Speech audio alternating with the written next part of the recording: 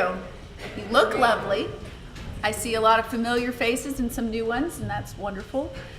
Welcome to all of our schools, to your wonderful faculty and family sponsors, and to our judges. We are very lucky to be here in the chambers of the City of North Charleston. They are graciously allowing us to be here for, I don't know, what is this, the 5th, 6th year? It's wonderful to be here and to be together. You guys, about a month ago, Americans were shocked that kids could pull off something big. Anybody who's ever been in this room, who's ever heard what you guys are up to in your schools, couldn't be shocked at all. Because what we know, when we hear from you, when we hear what you do, what you put together, how you work hard for your communities and for your schools and for each other, is that you guys are amazing. And when you decide to do something together, when you decide to have impact, when you decide to do something important as a group, you can have impact so far beyond your own individual lives. And I just want to encourage you that what you're doing here today is something you can do for the rest of your life. And it doesn't matter if you are a prominent person or a person who hangs back in the shadows to do what you do. You are here today because you have made a commitment to being impactful. Important comes later, but impactful starts now. And I'm so proud of each of you for what you're doing here today. And of course, I'm delighted as part of my welcome to welcome the mayor of North Charleston, Keith Summey, to talk to you a little bit about his point of view on what you're here to do today. Thanks.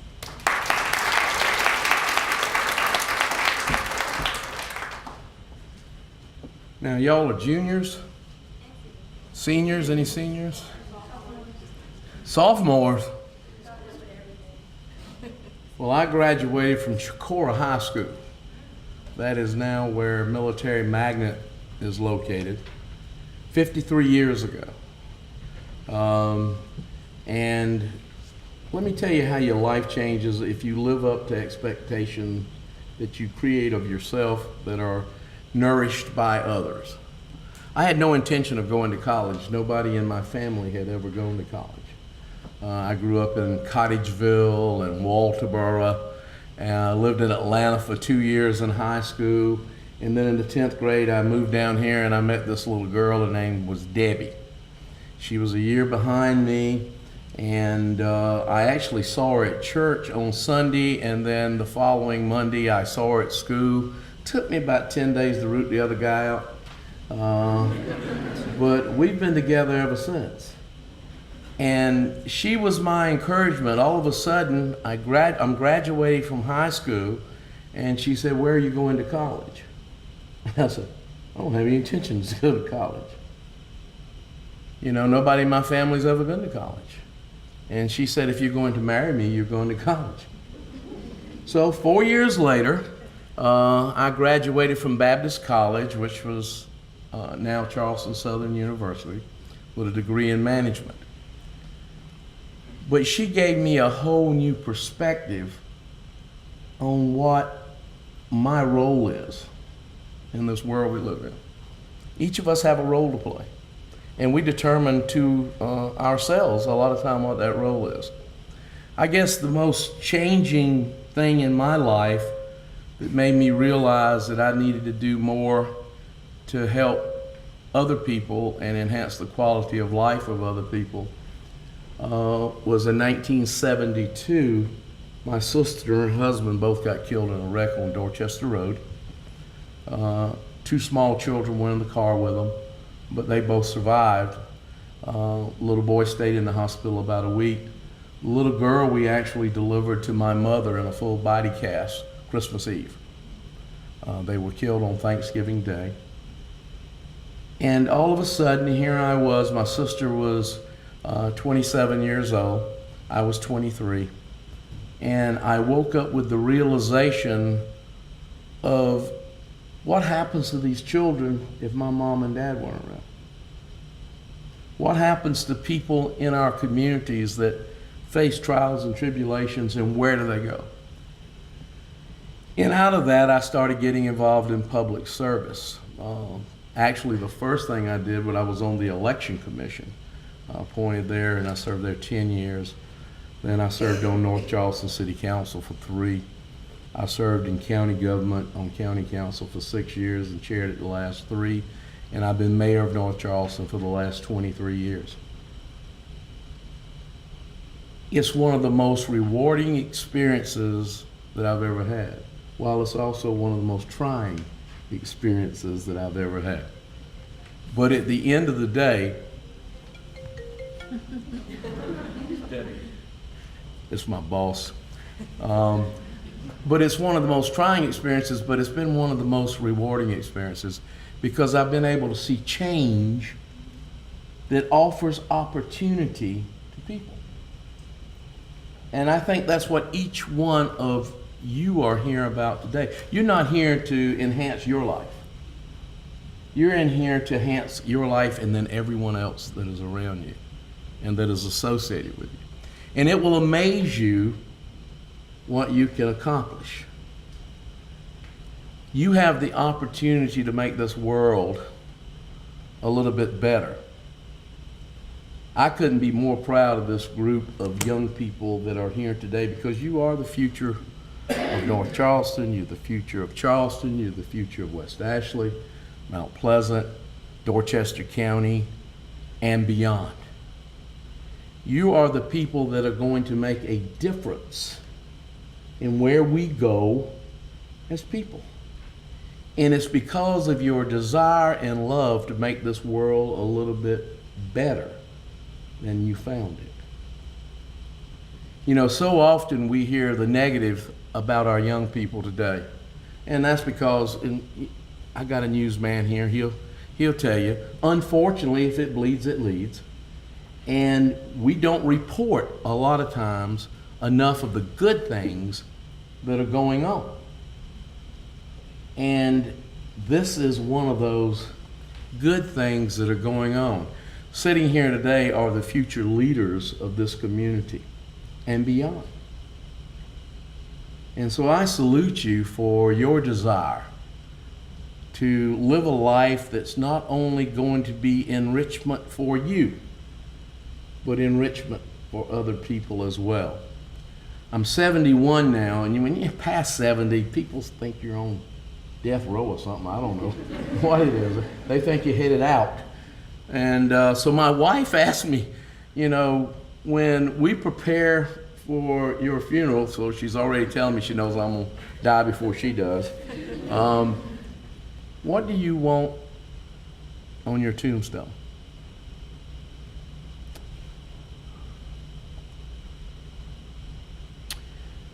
And I said, he left it better than he found it. And that should be the goal of everyone in here. To leave this world, to the degree that we have the ability to do it, better than we found it.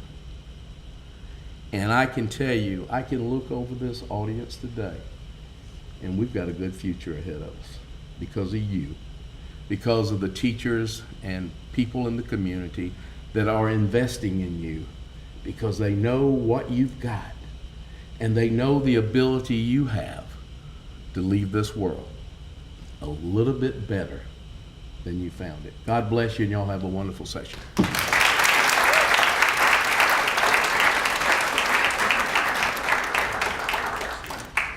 All right, good morning, everybody. My name is Heather Love, and I have the pleasure of serving as the State Executive Director for the Jefferson Awards Foundation here in South Carolina. Our foundation was established by former First Lady Jackie Kennedy in 1972, and the Jefferson Award is our nation's highest honor for public service and volunteerism. Over the course of our history, national public figures from all fields of endeavor have won the Jefferson Award for their outstanding contributions to our country and its communities. In 1976, however, our foundation decided it was not enough to just recognize famous people with the Jefferson Award. We wanted to find stories of remarkable individuals in communities all over the country and celebrate them on the same stage as we've recognized American heroes like Oprah Winfrey, Peyton Manning, and Paul Newman. To this end, we began our media partner program, joining with newspapers, television, and radio stations all across the country to identify the best of our nation's local volunteers. For the past 40 years, media outlets nationwide have recognized their hometown heroes with Jefferson Awards, and we are proud to call ABC News Channel 4 our exclusive partner here in the Lowcountry. The face of the Jefferson Awards on Channel 4 is Dean Stevens, and we're thrilled to have Dean with us again this morning. To share a little bit about Dean, he has been a fixture on Lowcountry television for over 2 decades and can be seen weeknights on ABC News 4 at 5, 6, 7, and 11 p.m. He was hired at ABC News 4 in 1990 as the weekend sportscaster, and Dean has called Mount Pleasant home ever since. Following several years in the sports department, Dean was promoted to sports director and then to news anchor. He has been recognized with over 20 industry awards, including Best Sportscaster and Best Reporter in South Carolina and in the Southeast by the South Carolina AP Broadcasters Association and the Radio Television Digital News Association of the Carolinas. He finds a great deal of satisfaction covering stories of the people of the Lowcountry and has earned statewide broadcasting honors for his in-depth stories on autism and Alzheimer's disease. Dean is joining us this morning to share a few words with all of our guests and to introduce ABC News 4's 2016 nominee for the National Jacqueline Kennedy Onassis Award for Outstanding Service to Local Communities. So at this time, I'll turn the floor over to Dean. Let's welcome him with a round of applause.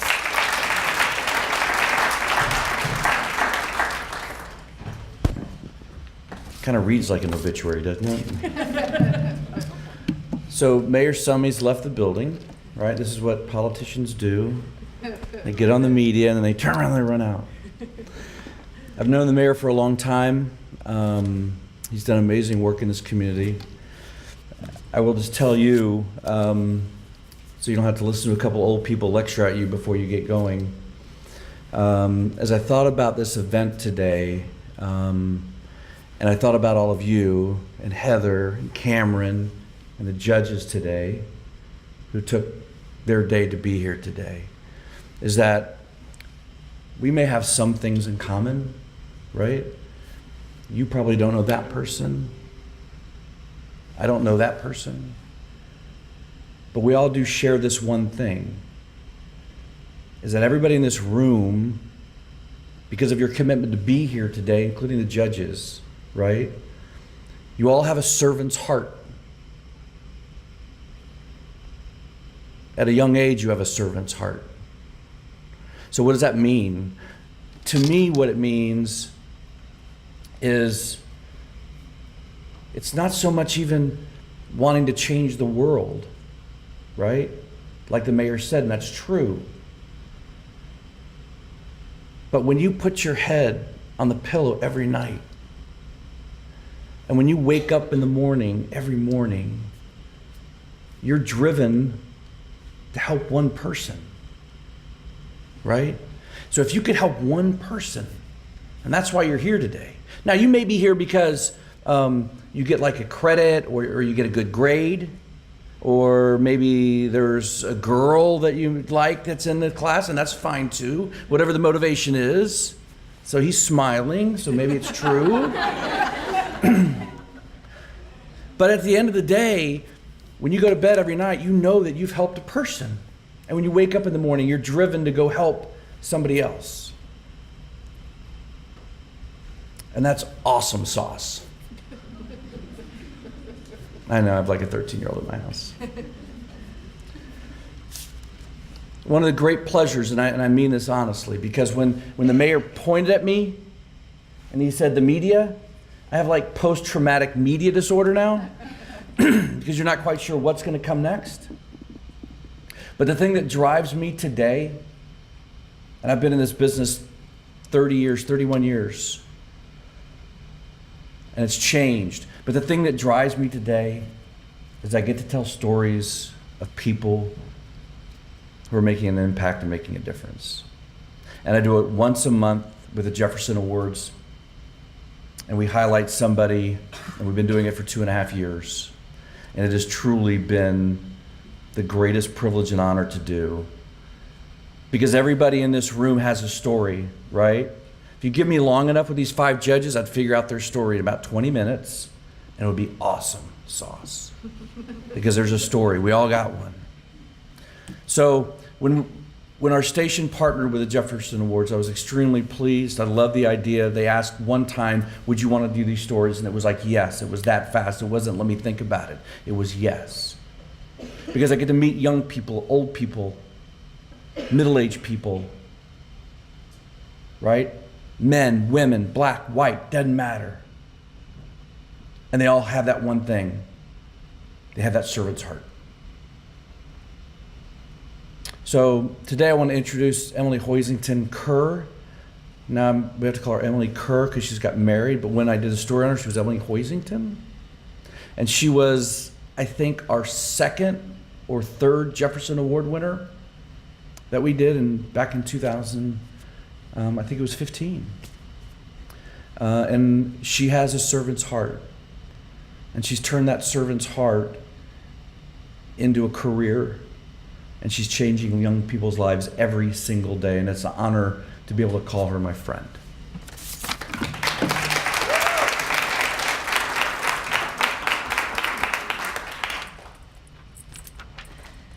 Well, like Dean said, I'm Emily Kerr. It's a little weird to say that. I've just been a month married, so I'm still not used to it. But I just want to say, first of all, how excited I am to be here.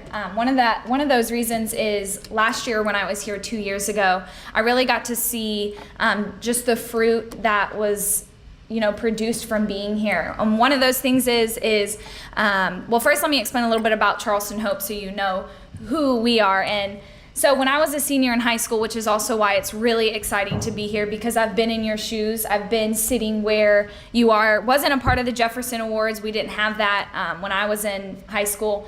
But my sister was a teacher in a low-resource Title I school.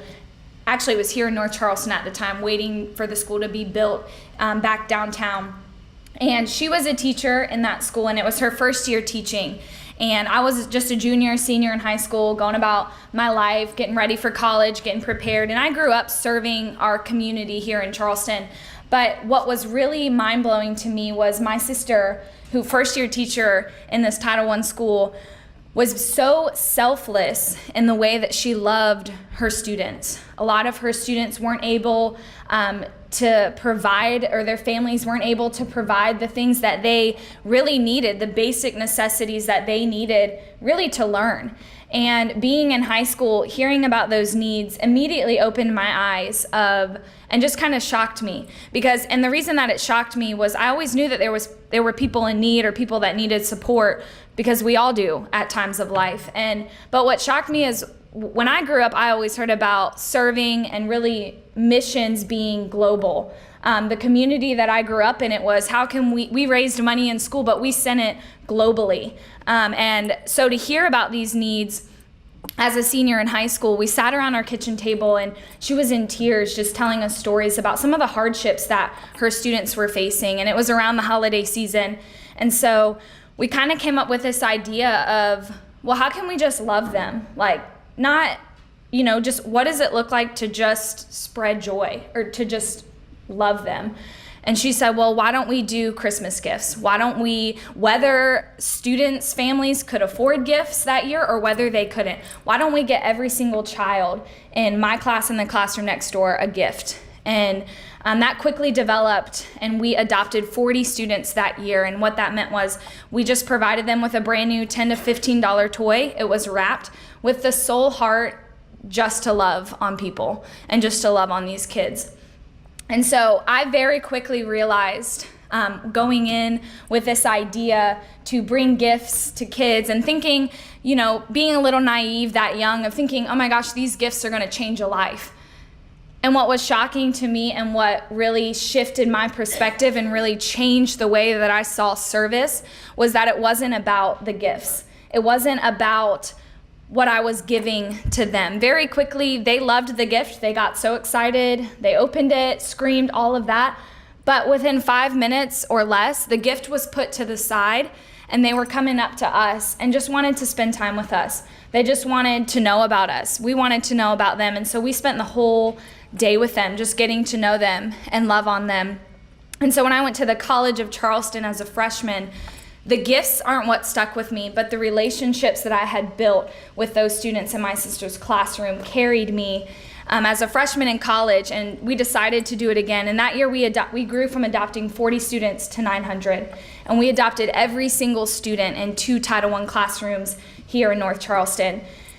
And with that, Charleston Hope was born, because the heart of, we don't want to be a nonprofit that gives handouts. We don't want to go once and then leave, because to me, what I had learned was community service was a way of life. It was a way of living, and it was a way of serving and loving others on a day-to-day basis, not just for us, once a year. And so we founded Charleston Hope. I was a freshman in college, and that was really scary. It was a lot of work. Being 18 years old and figuring out how to legally found a nonprofit and raise the funds. It costs a lot of money to found a nonprofit, which is a little mind-blowing to me, because you're trying to do good, but you got to pay to start doing good at on a nonprofit scale. And so we did all of that and continued to expand Charleston Hope. We began to get into our Title I schools more and more, and we ended up we kept expanding Adopt a Classroom while I was in college, because really that was the capacity that our college crew could handle at the time. But what is really unique is when I got to share here, I got to meet 2 people. One, Elizabeth, who is a senior at School of the Arts. I got to meet her 2 years ago, and she quickly came on our team and began serving with us. And then I also got to meet a student who was graduating and going to Clemson, South Carolina, and she took, along with another girl in Akron, Ohio, they replicated our Adopt a Classroom program in Akron, Ohio, and Clemson, South Carolina. And so a Jefferson Awards student, from being here and being a part of this day, took what we have done and has replicated it in Clemson. They have a mentorship program. She leads that program. So it's just really incredible to be here and to share all of this with you. So that's kind of our story and how we got started. And I won't take up too much time because I can talk for hours. But Charleston Hope, very long story short, what we get to do, and that's something that is in the culture of our organization of it's a have to, it's a get to, not a have to. And so what we get to do is we get to work with our local educators to create solutions that are best meeting the needs of their students and in their classroom. Our slogan is we create with, not for. We do not carry the belief that we can go into a Title I school and say that we think that we know what they need and we're here to provide it. So we work directly with our administration and our teachers to meet those needs. And the top need that they had was support for student academics and math. In Charleston County, over in our partnered schools, close to 90% of students were not proficient in math by the time they left 3rd grade. And that was shocking to us. And we have a lot of support for reading. We have some incredible nonprofits that support reading, but not math. And so that's really kind of the heartbeat of Charleston Hope, of where we can come in and close the gaps and meet those needs. And so all of that, we continue to do Adopt a Classroom on a year-round basis. We've grown to adopting 8 Title I schools, 2,500 students here in the Low Country every single year, and that doesn't include the 6 other schools that we adopt in 2 other cities. But all of Charleston Hope, and kind of brings this all together, is the heartbeat of Charleston Hopes is that relationships, not programs, not events, but relationships change lives. And that's the heartbeat of who we are, and that's what we always want to carry. And so I say that with carrying relationships and how relationships change lives, of kind of just wanting to encourage y'all of what happens next when you leave here. If you're a senior, you're graduating. Whether you win the award and get to go to Washington, D.C. and be honored there, whatever that looks like, or if you continue it into your senior year of high school, but what happens next? And so it's kind of 3 things that we get to talk a lot about at Charleston Hope and with our teachers, and I love getting to share this with high school students, is that community service is, I don't really like the word community service, because I see community service as a way of life, and it's a service to living that way. And so what that looks like is, I kind of think of 3 things that community service or a way of life of serving others looks like. And the first one is that it's honoring. And when you're honoring somebody, then you're going in with the mindset that you are going in to empower others. You're going in with the heartbeat of not what can I get, but what can I give. And what that looks like is I just shared a little bit about for Charleston Hope, but you all serve in different avenues. You serve different groups of people. You serve different types of people. You serve you all serve in different ways. And so what does that look like to be honoring and to honor and see community service as a way of honor? And that first one is just, you're going in to empower others. One of my favorite quotes is that people are people, they're not projects. And so that goes back to building relationships. Like when you see people for who they are, and like we got to hear from Dean and Mayor Sumney of people are people. We all have stuff that we go through, but when you go in with the mindset that I'm here to honor first, I'm here to honor who they are, what they're going through, and I'm just here to be somebody that can walk alongside them, to love on them. And the second one is that I just really encourage you as you serve, and I know I've talked to Elizabeth after you all present, there's a time where you're all anxiously waiting to hear the awards. And so I just really encourage you, Kendall and I will be back up here to do an activity or a little talk with y'all.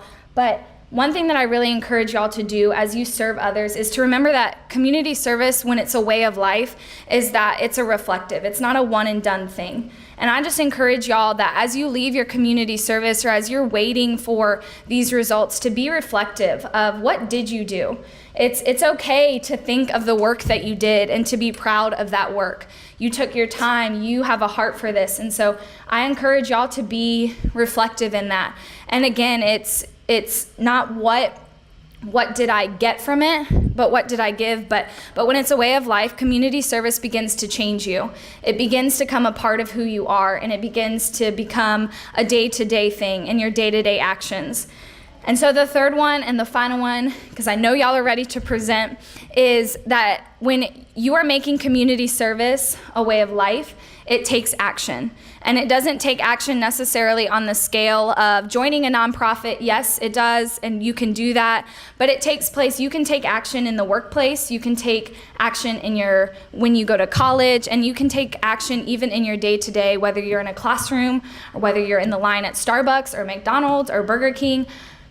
Community service, and when you're serving others, to be honorable and to empower others to create a better world, which we both heard about, you take action. And it's not waiting until you need to get those service hours. It's not waiting until you need to present something or to get an award, but you're living that out in the day-to-day. And so I just encourage y'all, and I just want to leave y'all, I always share one quote, so I kind of changed it up a little bit.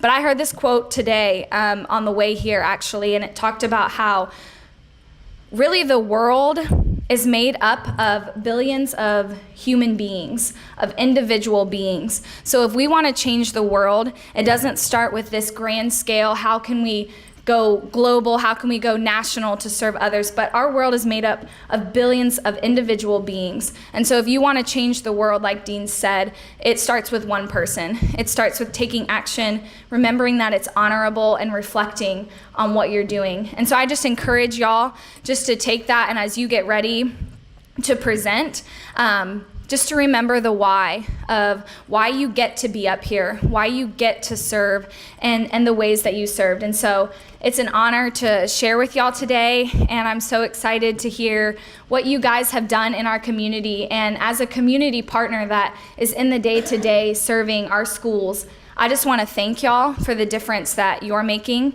and I hope you know that you are a person of impact just by being here today. We know that you're somebody that carries impact with you wherever you go. And so we thank you for that, and I hope that you, and whatever is next for you, that you continue to be a person of impact. So good luck, y'all.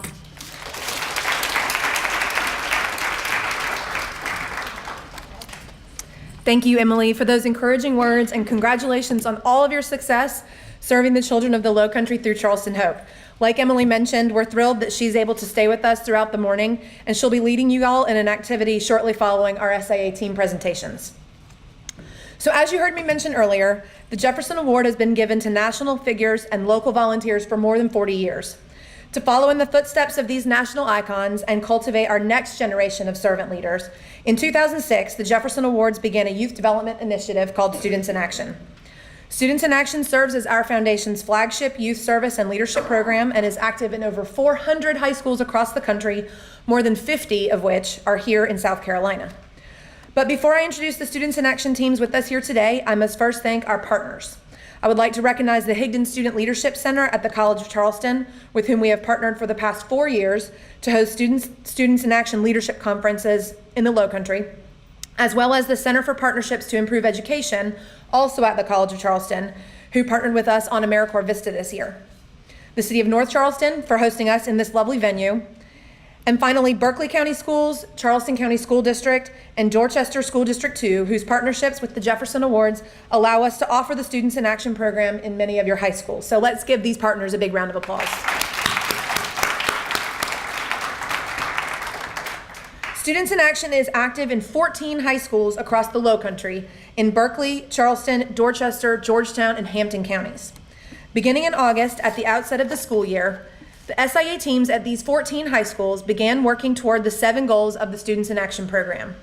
These goals include things like helping students strengthen the system of service inside their high school, engaging greater numbers of students in meaningful service activities, tracking the impact of this service on the school and on the community, and giving voice to the amazing volunteer efforts of young people all across our country.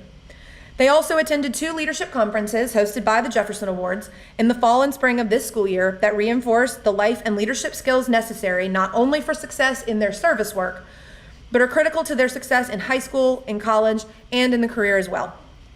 Finally, these 14 teams were given the chance to showcase their service work by completing a written summary and presenting an oral presentation for the chance to win a Jefferson Award on behalf of their school. This year, 6 Lowcountry teams chose to tackle this final challenge, and you are about to hear their oral presentations that they have each worked very hard to prepare. Just to give you an idea of the scope of just these 6 schools' efforts, the 217 SIA team members from these 6 schools raised $31,130 towards charitable causes and joined 4,160 of their student peers in volunteering a total of 25,496 hours just in this school year so far. So I think that's pretty impressive. We should give you guys a big round of applause for that. So as I call the name of your school, please stand to be recognized for your participation in today's celebration of service and your outstanding service efforts. So first, Berkeley High School. Charleston County School of the Arts. Fort Dorchester High School. Garrett Academy of Technology. James Island Charter High School. And Stratford High School. Let's give everybody one big round of applause.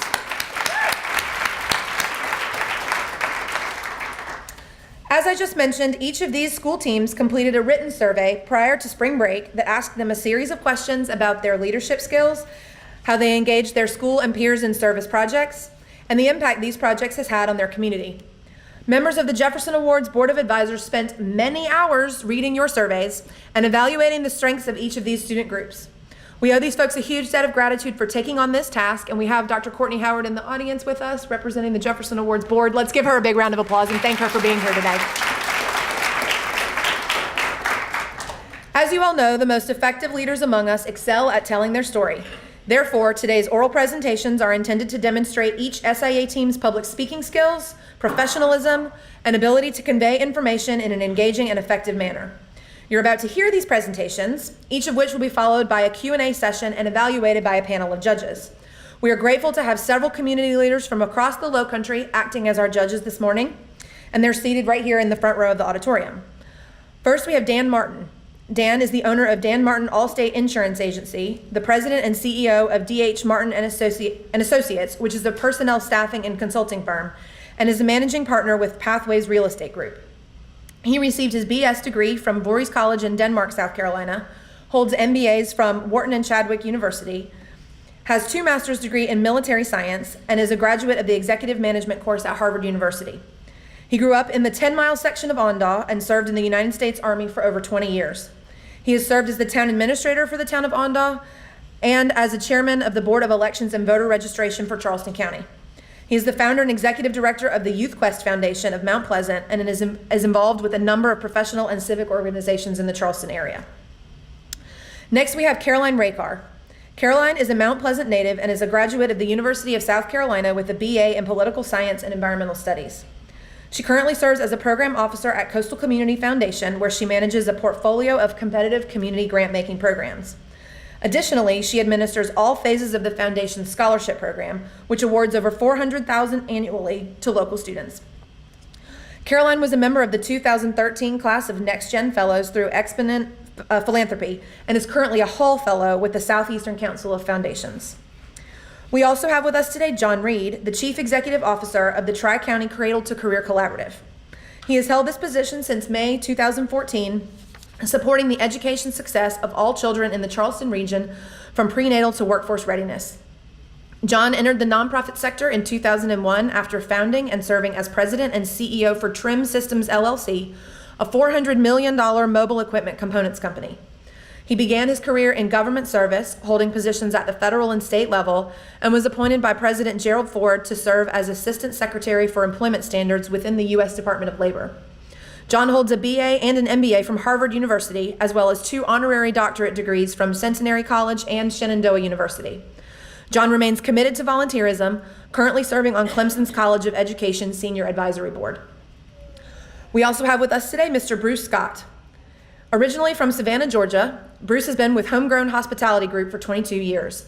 For the past 6 years, he has served as the regional administrator, offering support in accounting, human resources, IT, and other operations for the restaurant chain with over 20 locations across North and South Carolina and Georgia.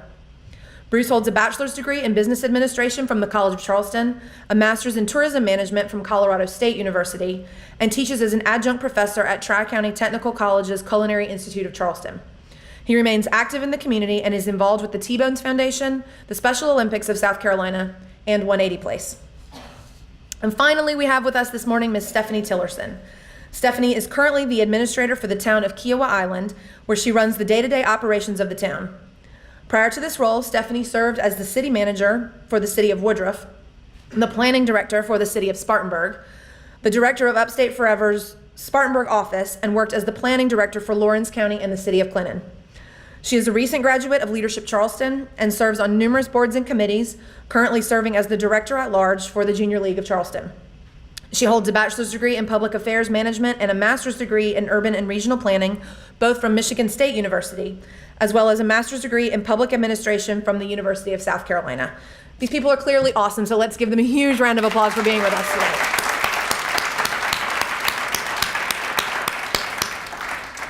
Through the Students in Action evaluation process, written entries and oral presentations from each of the 6 schools with us today receive a combined score out of 100 possible points. Based on the oral presentation scores that the school teams will receive shortly, added to the scores from the written submissions completed in March, each of these schools will become eligible to win a bronze, silver, or gold Jefferson Award of their own. These awards will be presented shortly after the presentations conclude. So without further ado, we're going to welcome our Students in Action teams. You guys know you drew names. And Berkeley High School is up first to kick us off, so y'all come on up to the front.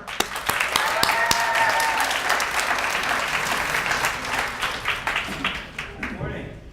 Good morning. Give me 1 second. I have to find my phone so I can time you guys. Okay, proceed. Good morning again. Good morning. I'm Gerald with Berkeley High School Leadership, and today we're going to be talking about some of our accomplishments. So this year is our first year being involved with the Students in Action, but we've come to realize that we meet a lot of the criteria for the Students in Action. There's a quote that we all go by, and it says, "Our past, our present, and what remains by our future all depends on what we do now." There's another quote that says, "Many people always ask, what can I do as one person?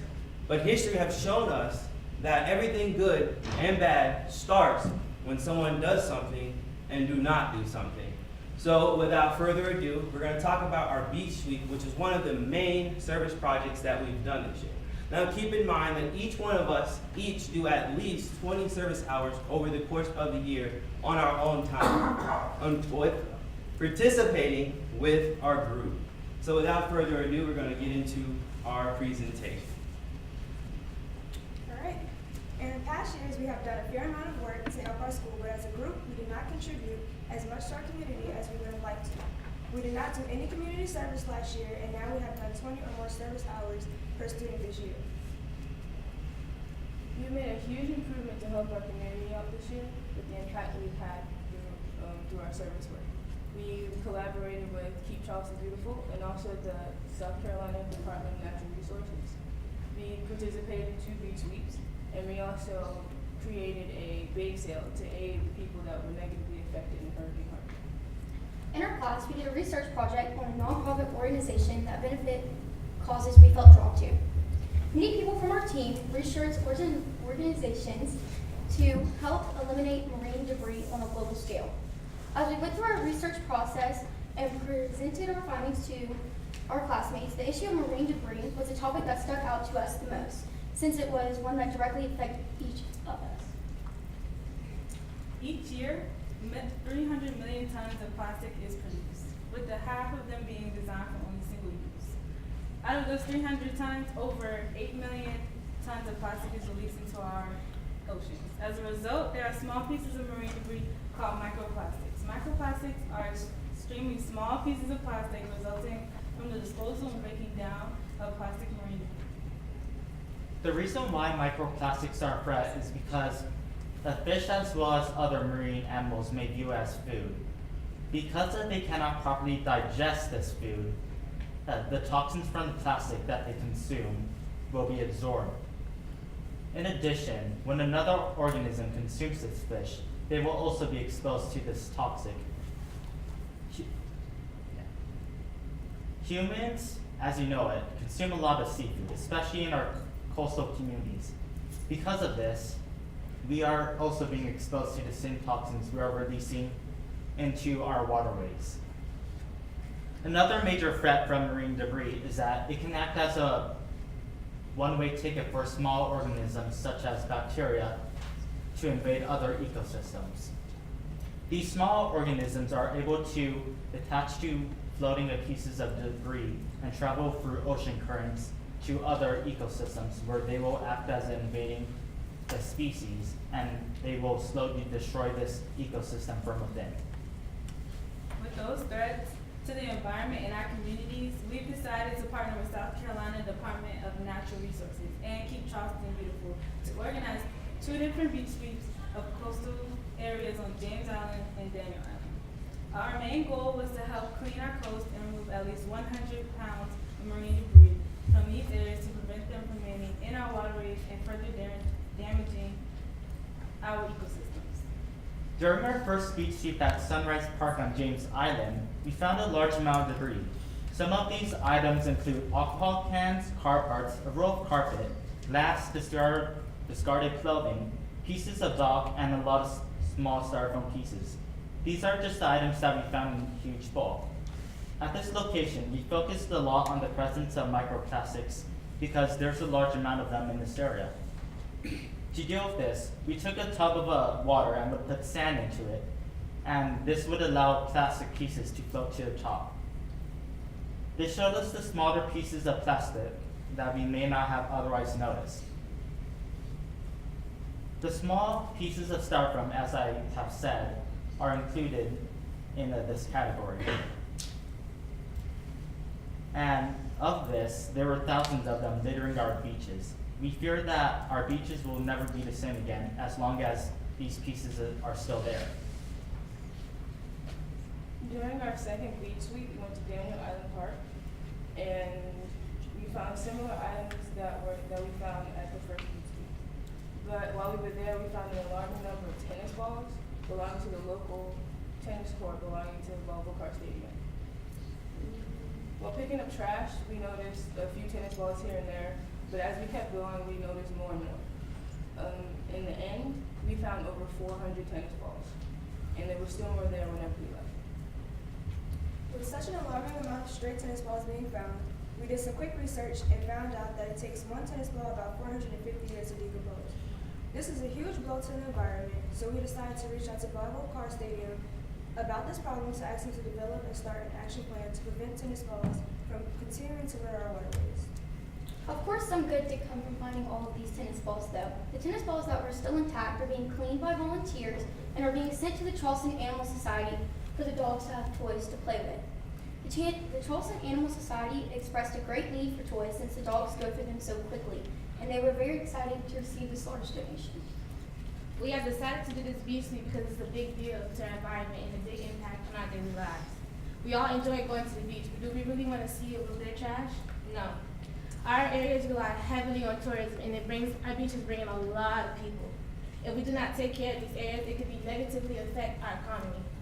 There is also a safety concern for families that come to these areas that have smaller children. These are public areas that bring in a lot of families. Several pieces of glass and rusty nails were found, and that can be a hazard to our beachgoers. By cleaning up these areas, we are only not benefiting local communities, but our ecosystem as a whole. A wise man named Nelson Mandela once said, he said, "It always seems impossible until you do it." Well, keeping our marine life, keeping our waters clean may seem impossible, but until we take the initiative to clean, to prevent these things from happening, it'll never happen. So I believe that we as Berkeley leadership have made an impact in our community, and not only our community, but our local marine life. And that is just, to me, it's an amazing feeling. And it's not about the awards, it's not about none of that, it's just a feeling that, hey, I've been a part of something that's bigger than myself. I've done something that's not only affecting my life, but it's affecting my neighbor's life. Not my neighbors, but my neighbor's kids, my kids' kids, things that can impact us further down the line. So today I want you guys to remember that all changes starts with us, and it starts within us. We just have to wake up with a mindset like, hey man, let's go. What am I going to do today to change the world? What am I going to do today that's going to affect my kids, my kids' kids, my kids' kids' kids, and further on down the line? So thank you guys for your attention, and please, please, please, please, please, please continue to make an impact on everyone that's around you.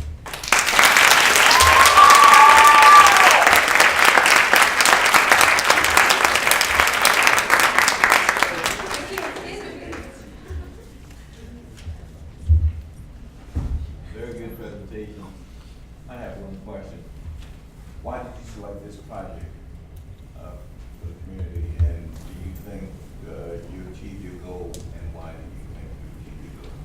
Well, one, we selected this project because we're on the East Coast. And I believe that we have affected our community a lot, because by them seeing us out there, seeing that we have the vest on, they're like, hey, what are you doing? And we're telling them, hey, we're making a difference. We're cleaning up the trash. We're taking away litter. We had a goal of 100 pounds of litter, and we collected 400 pounds of litter. And there was little kids running by and families all walking, and them seeing us out there doing something inspired those 4-year-olds. So when they get older, they're gonna be like, hey, I wanna do that too. So absolutely, I think we achieved our goal. And my goal in life is to keep going. So once I meet one goal, we're gonna keep going. So that's what we're gonna do. We meet this goal and we're gonna keep going. So absolutely. How many of you, I saw how many hours you accumulated, but how many of you are schoolmates were you able to encourage to participate? We actually could only take up to 30 people due to the school, but each one of us have to participate, and we choose to participate. So not only that, so even our entire school, even seeing these things and want to make a difference. And we don't just do the beach sweep, we do other things like individually. I'm a volunteer firefighter. That's something I do to serve my community. So. You mentioned that this is one of the first opportunities for community service within the school, and at least in kind of a classroom setting with students in action. Can someone tell me how your year has been enhanced by having this type of opportunity in the school? It's honestly made me better as a person and as a leader, because I've gained so much more responsibility and I've become more involved in my community. I've made so much more of an impact than we did last year, because last year we didn't really do anything. But this year we're taking more action and putting more forth to the community. So I see you raised money with a bake sale. Is that what you did? Where did those baked goods come from, and who produced that product? Well, it was most of the people in our class and organization, since all of us want to help out our community, as well as other communities, such as the ones who were affected by the hurricane. Did you learn anything about baking skills and about that skill set? Yeah. We also learned that it takes quite a long time to take care of everything. Actually bake it really on time. Yeah, Good job. that's right. And starting over. Burn cake, you just smell it. Be okay. Let's try again. Question I have, so this is a great initiative that you guys have decided to take on and just clean up the beach. What is the goal in terms of feathering this out, continuing this program after this year, once you guys are done? Is it something that another leadership class behind you that can take this up, or are you guys interested? Second part is, are you interested in looking at other areas throughout the Tri-County and along the beaches in terms of cleanup? Well, next year we're gonna try to turn this into a club because it'll be more convenient for more students to join, because in the class you can only have a certain amount of students.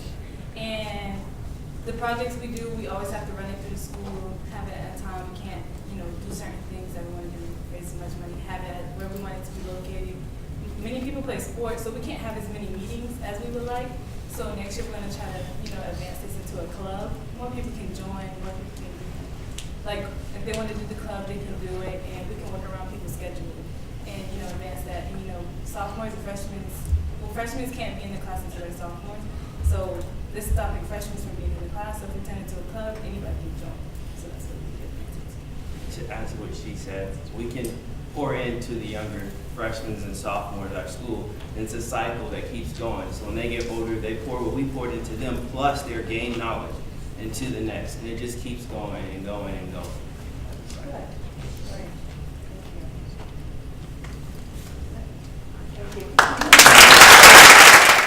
Good morning. My name is Abriel Myers. I'm the Jefferson Service Club president at Stratford High School. These are my fellow club members, Corinne, Sheldon, and Naomi. Our theme this year was to transform mind, body, and community. So we had 3 main goals this year as far as leadership goes. The first one was to increase our service in our school-wide. We wanted to have a way to efficiently collect and record the service that our students committed this year. And we also wanted to reward those who committed the most and outstanding amount of service. And we did that by giving them Jefferson Service Awards, which was shown on the first slide, a picture at the ceremony that we hosted. The second was to create projects that not only promoted healthy mindsets, but also healthy bodies. The third was to get more consistency in our leadership team and recruit younger and newer members. And we also wanted to collaborate with more clubs in our school, and we did that by doing our Nights of the Round Table, which this is an example of it on our Google Classroom. We meet twice a month with every club in our school, and through this Google Classroom, not only are we able to communicate twice a month, but we're also able to communicate throughout the month with important dates and upcoming projects. And that bottom picture is a picture of us at the leadership conference. Oh, okay. So as you already know, that is the video working right now? No, the video's working. Okay, well, I'll go around that. As you all may know, technology is taking over in this day and time, and so we decided to incorporate that into our leadership aspect of our school. And in the leadership aspect of our school, we find community service very important, hence Jefferson Service Club. But the one thing people have a problem with, whether it be lack of paper or you don't have the time to do it, is logging your service hours. And to combat this situation, we have created an app. And as you may recall from the fall conference when we had the Shark Tank scenario, we used that $300, $400 to purchase a server and space in the App Store. and the app was a video of it, but you can download it on your Chromebook for people in Berkeley County School District. I don't know if Dorchester and Charleston have that, but you can download it on your Chromebook or on your phone. And the way that it works is you log in, you can put it on a calendar, log on how many hours you've done, log into a t-shirt. But at the moment we do not. It's not ready, it's ready in 1 week, so we have created a Google form, and the Google form will ask of how many service hours you have done, where it's been located, and what grade you are in, so we can get the statistics of our school. And we connected with Blackboard, which is an app company, and we got feedback from them and how to create our app. But they created a fellow student at our school actually made the app itself. But we have not, unfortunately, we have not had any follow back from them, so we've been going on our own accord. And on top, the top right corner, that's the names of this year's Jefferson Service Club winners. And to get those winners, recipients, the whole entire school, students and teachers alike, they had nominations. So you wrote why that person was proficient in community service, and we picked them there, and that's how we chose the people for the Jefferson Service Club. These are some of the service projects we have done this year. Number one being the hurricane relief, which Florida, Texas, and Puerto Rico were affected by Hurricane Irma, as you may know. We sponsored some of their schools and provided them money because their schools were damaged. So we decided to raise money for them, and by doing that, we did a thing called Change for Change, where every class had a bucket, and we would collect any spare change that they had. We did a Zumbathon, which involves the goal of our body to have a healthy body. So we invited students to come and do a course of Zumba. We also did a bake sale. We collaborated with other clubs, such as National Honor Society Beta Club. We invited them to help us do a school-wide bake sale to raise money. Overall, we raised $1,000 in a week and over 200 school supplies in just that week. The second project we did was Student Volunteer Fair, where we invited organizations such as Charleston Animal Society and the Low Country Food Bank. We invited them to come to speak to our students to help them speak about their organization and help students be engaged more in their organizations.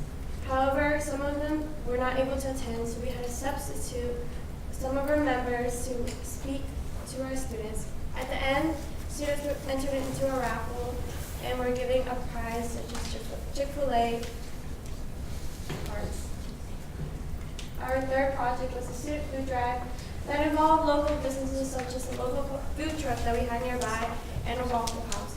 We raised good canned goods throughout the week, and we collected a lot of canned goods, and it was a great turnout. These are other events we also did. The major one was the Candidate Forum that we actually hosted this year for the first time. We invited council members, people who were running for mayor this year, because we were trying to engage our students into civic engagement. We were able to collaborate with the student council of students, and in that, it became a successful turnout. So we used social media a lot this year to engage our students. We used Real TV, which is our school's own network broadcast, and every student mandatorily watches this in their second block class. And so we use that to get a lot of our advertisement out. We also use local businesses such as Waffle House and Chick-fil-A, and they helped collaborate with us for a lot of our projects. We use our own personal Snapchats to get the word out, and we also use geo-filters when we had certain events. We used Remind, and that was a school-wide Remind, so that anybody who signed up was able to receive updates on the projects that we had.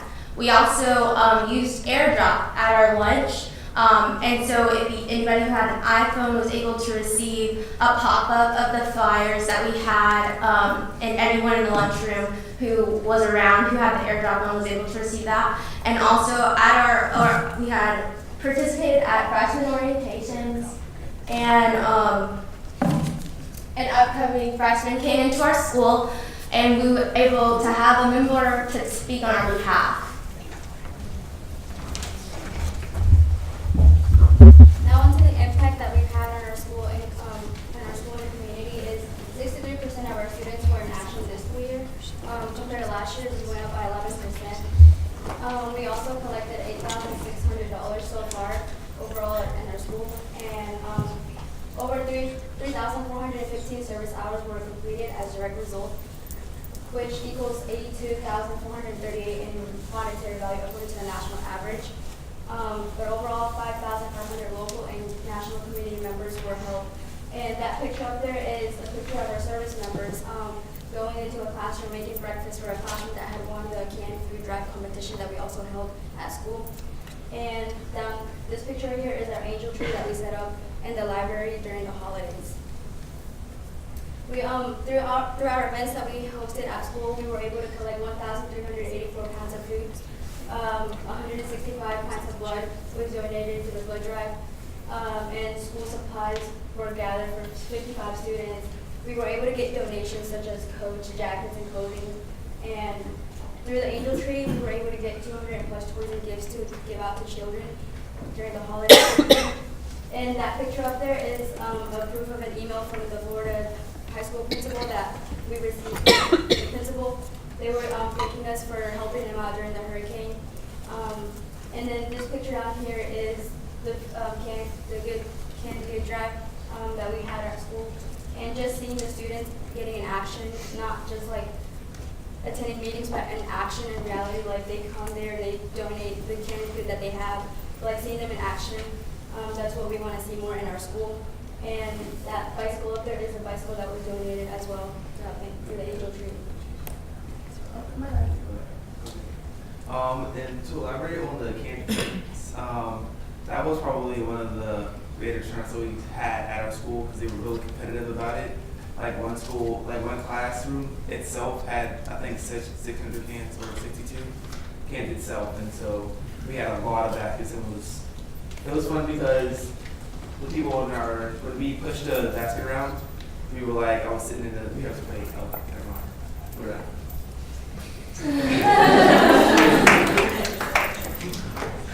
Okay, and this is a picture from when we went to Blackball. The previous slide is organizations that we helped throughout the year.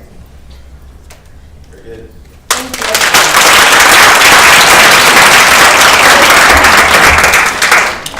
All right, so I have two questions.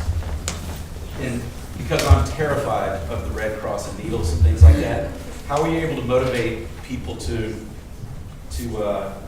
participate in like 165 pints of blood? So we actually did that like with our student council. We have a blood drive every year. So it kind of just happened at the right time, and it's during a class period. So it's not a mandatory thing. Like if you want to give blood, you can just volunteer to give blood. And a lot of students in our school, if they didn't want to give blood, well, you got to miss class. So that was a big.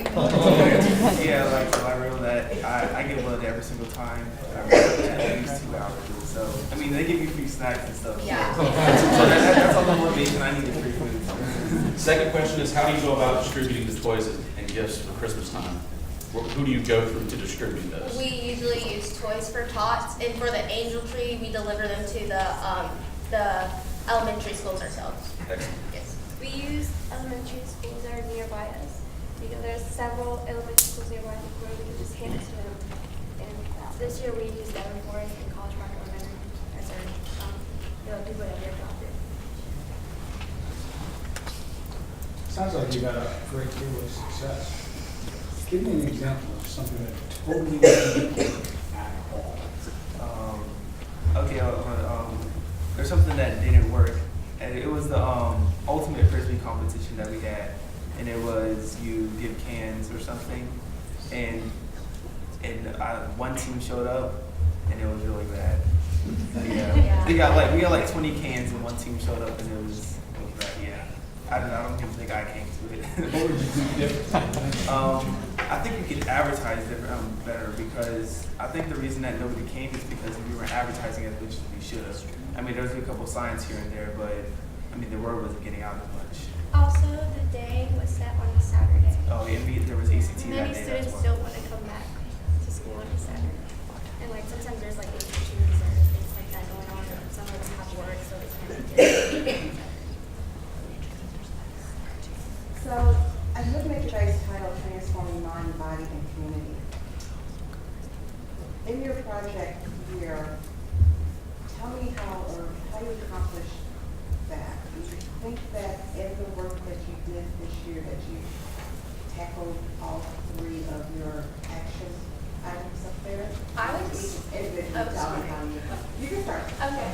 I would say that we did because for the mind part, we did several projects in an area of our school that was considered like a weird kid area. Like if you were odd, you sat in this area. So to like change the students' mindset of this, we decided to host projects in this area.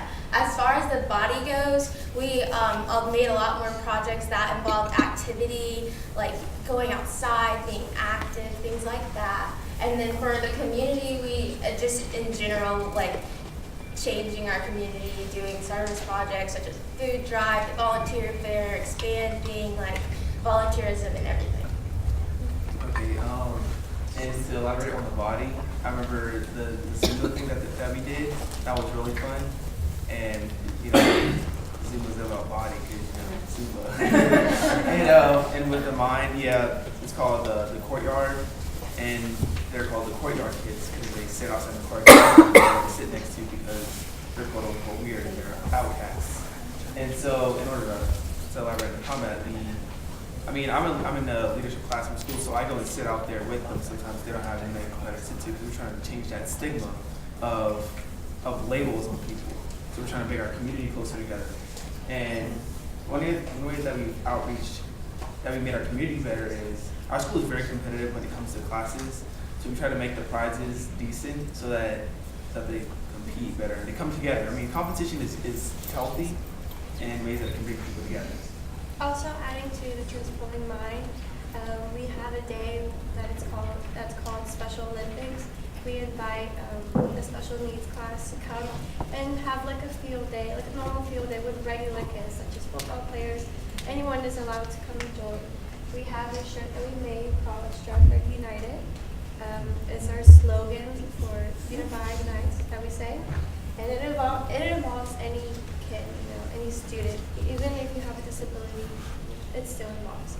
Yeah, and going on with what she was saying, this year we came up with it because it's like marked as like Disability Awareness Month, but we changed it to Unity Month instead. And going with what she was saying as well, I'm in leadership class at Stratford, and every Wednesdays we go during third lunch. We go down to their classroom and we go to the gym with them and we get to play with them and we get to interact with them and make them feel like they're important as well, and like just the vibe that we have with them is like very important because they take that on with them going home to their parents, and like their parents seeing what we do for them it's good for our school because like their parents share that around the community as well. And then with that, there's also a thing called Healing Farms where the students, special needs kids after high school, they go there after the high school. And there's actually an event coming up called Walk and Roll that we're trying to raise money so that students, the special needs students that leave high school, they can continue and go on to their, because right now it's only it's like a half-day program right now, but they want to make it a all-day program. So that's To elaborate on our leadership too, and during lunch when you see them in the hallways, I mean, to me, especially kids, they have the purest heart ever. And when you're in that class, you know all their names. When you see them in the hallway, when you acknowledge them by their name and just sit it instead of just saying hey, you can see how it makes their day, makes them smile. And so, yeah, I mean, like interacting with them it's amazing because we don't really get to see that part of our school a lot. So it's really Thank you very much. Again, my name is Tambria Smalls. I'm the president of Jefferson Awards, Students in Action, and these are my members. Hello, my name is Shakima Gara. I am the president of National Honor Society, but I'm also a member of Jefferson. Hi, my name is Nautica Roberts. I'm a part of Jefferson's Awards, National Honor Society, and the Junior Treasurer. My name is Shadish Wright. I'm the junior class president. I'm a part of the National Honor Society, and I'm a student representative. Hi, my name is Giselle Coronado, and I'm a member of Jefferson Awards. Hello, my name is Kenya Vargas. I am the senior class representative, and I'm also a Jefferson Awards member.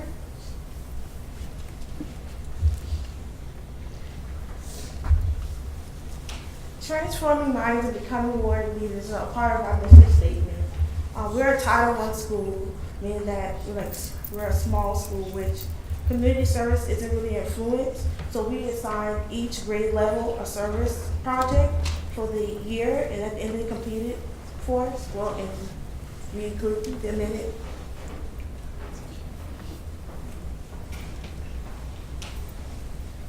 For our hurricane relief project, we heard about the news while we were being evacuated last year, and we also heard that Hurricane Maria was one of the biggest hurricanes that hit Puerto Rico. And when we saw that, we were actually impacted and we wanted to do something about it. So with our contacts, we actually managed to get our principal, her husband, thankfully, who was actually working for Water Missions International. And from that, we actually did some fundraising. We did it for 2 weeks. We managed to earn up and get some money. We got $500, and we're so proud of everybody. Yeah, this is a big check that we need.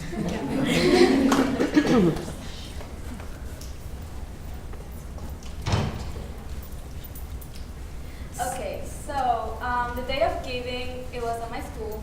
We had Toys for Tots, My Sister House, which is domestic violence awareness. We had Water Missions International and Low Country Food Bank. We collected over 778 cans, and for Toys for Tots, we had over 500 toys. Also, My Sister's House, we had a speaker come in and talk to us about domestic violence.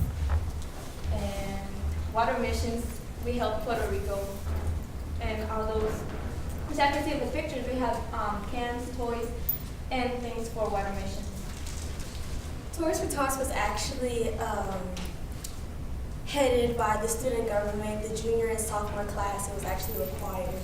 And we asked for unwrapped, unused toys, and we were able to give back to the community graciously for the Christmas season. This is, I'm gonna add on to that, this is also our first annual Gary Gibbs Day, where we had the Channel 4, thankfully Channel 4 News came down and showed everyone that Garrett gives back. As you see the next slide.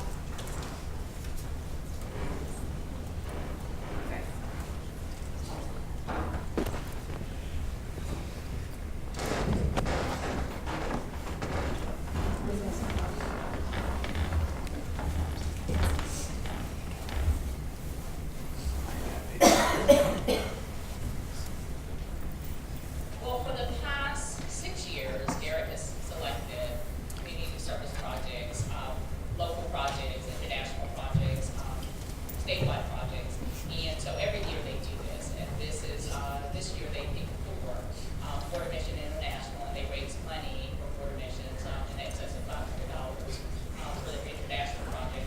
For their statewide project, they did a domestic violence fundraiser and awareness project with the benefactor is My Sister's House, and they raised over $300 and about $800 in donated items for My Sister's House. And then Toys for Tot is the program it's a service project they started in December, and so they're collecting toys for Toys for Tots.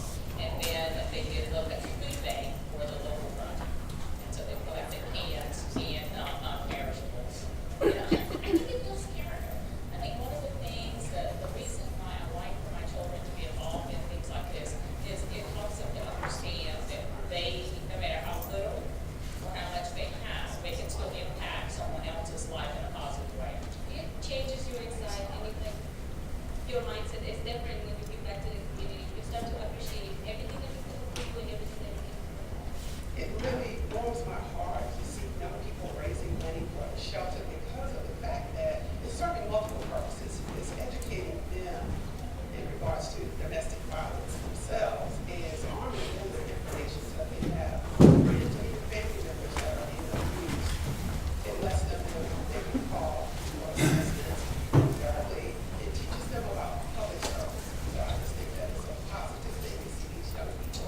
giving back to the community.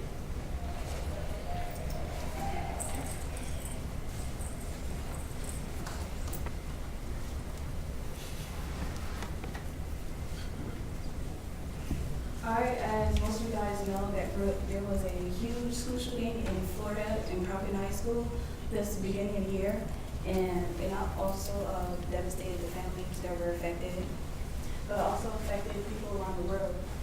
And so we wanted to have a dedication rally to the students and victims that passed away. So it took us about 2 weeks to prepare. We had multiple organizations like National Honor Society, SGA, Jefferson, and other students helping us promote the dedication rally because all of them had to wear black. And we also had English for Honors class make a video showing gun violence awareness. And at the rally, we actually had the English 3 class made poems about how it affected them and how the families might feel. And at the rally, we had, as you can see, the 17 on the back, we all wear white, and each person represents a victim.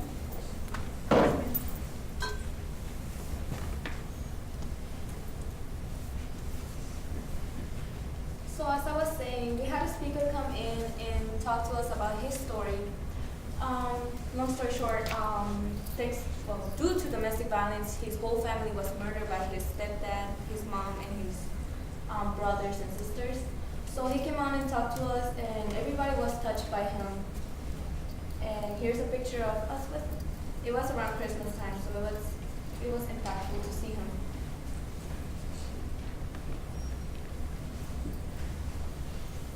So, as you guys, if you don't know, we actually have the pleasure of having 3 or 4-year-olds be in our school, and so we decided for 1 to 2 weeks to raise money by preparing food and selling it at lunch, and we were able to provide all 15 students with a educational leapfrog set.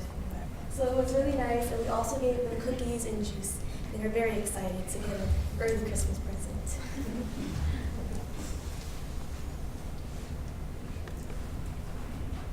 Okay, in culinary arts, we found out instead of raising money, we found out that feeding them would be easier.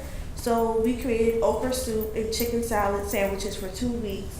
And we created over 63 gallons of okra soup. We used over 700 pounds of chicken, and we made our profit increase $5,000 from last year. And For the breast cancer, So, as you know, breast cancer is very popular, it's very dominant in the world. And so we want our young ladies to know how to be able to check themselves without having to have the expenses of going to the doctor. So we actually pulled out young ladies, first and second period, and we brought them into our health department, and we were showing them how to properly check themselves at home, and we also had a prototype of a breast with lumps in them so that they know what to feel for and what to look for. Recently we just recognized two students, Christian Walker and Tamara Brown. And Tamara Brown, he works with a librarian who has a severe back problem. She can't do the daily stuff she can't do day to day. So he comes in every single day, dedicate himself. We felt like he needed an award. And Christian Walker, she worked all last semester at Roper and volunteered.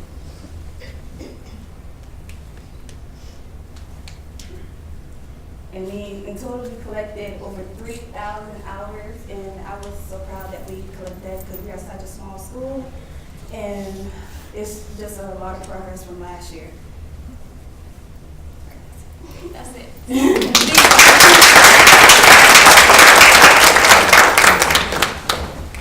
think I've heard that you have 3 and 4-year-olds. Yes. Could you tell me about that? Yeah, we have like a little pre-K program downstairs, but it's like completely separate from the school. But we noticed that we don't really like do things with them, so we wanted to give them presents. It's called early childhood. Yeah. Oh yeah. Oh yeah. I forgot. It's help and support of the early childhood development tech that we have at our school, and so we actually are able to go in and perform and practice how we're going to do once we go into the real world and become teachers. So they're a part of that, but they're also a part of our school as well. So we want to open our arms and bring them in and allow them to see that they're also Falcons as well. And to add on to that, they also like the program is like designed for kids to just come to the school. So like if they can't go to another school, they can come to that 4-year program and participate with older kids. With your culinary arts program and the food that you prepared, who did you feed? We cooked the food and we gave it to Water Mission International, Salvation Army, and Red Cross and other organizations, and we let them distribute the food for us. It was a local church, and It was a local church. The church donated the money. Like last year, it was $20,000 they donated to those organizations, but this year they went up $5,000 more. So we're gracious with that. Excellent. More questions? You're involved in so many good deeds. How do you decide what you're going to get involved with? You can get involved in whatever you want. For example, you can be in student government and Jefferson's club, because this is a club. And they're both clubs, but you can just choose which one you go to. We get to go to clubs once a month, so you just got to decide. And we also it's like a partnership. So if like we don't want to cut over, like we don't want to plan something, then they have something planned, so we just partnership with them. We all just work together to make things work out. Yeah. Ladies all did a great job in your presentation and the work that you do at the schools with your Jefferson program and other things that you do. But in some of the domestic violence or the food bank or the toys for kids, did you see as you guys are working through those different things, any opportunities that you had felt like aha moments, like if we had this, or if we can get out to the community, or we get to a faith-based community, or after you graduate, or did you have anything that you discovered in any of those programs that you worked through that you felt like some opportunities that you guys can do for teams, do for others, in school, do for yourself?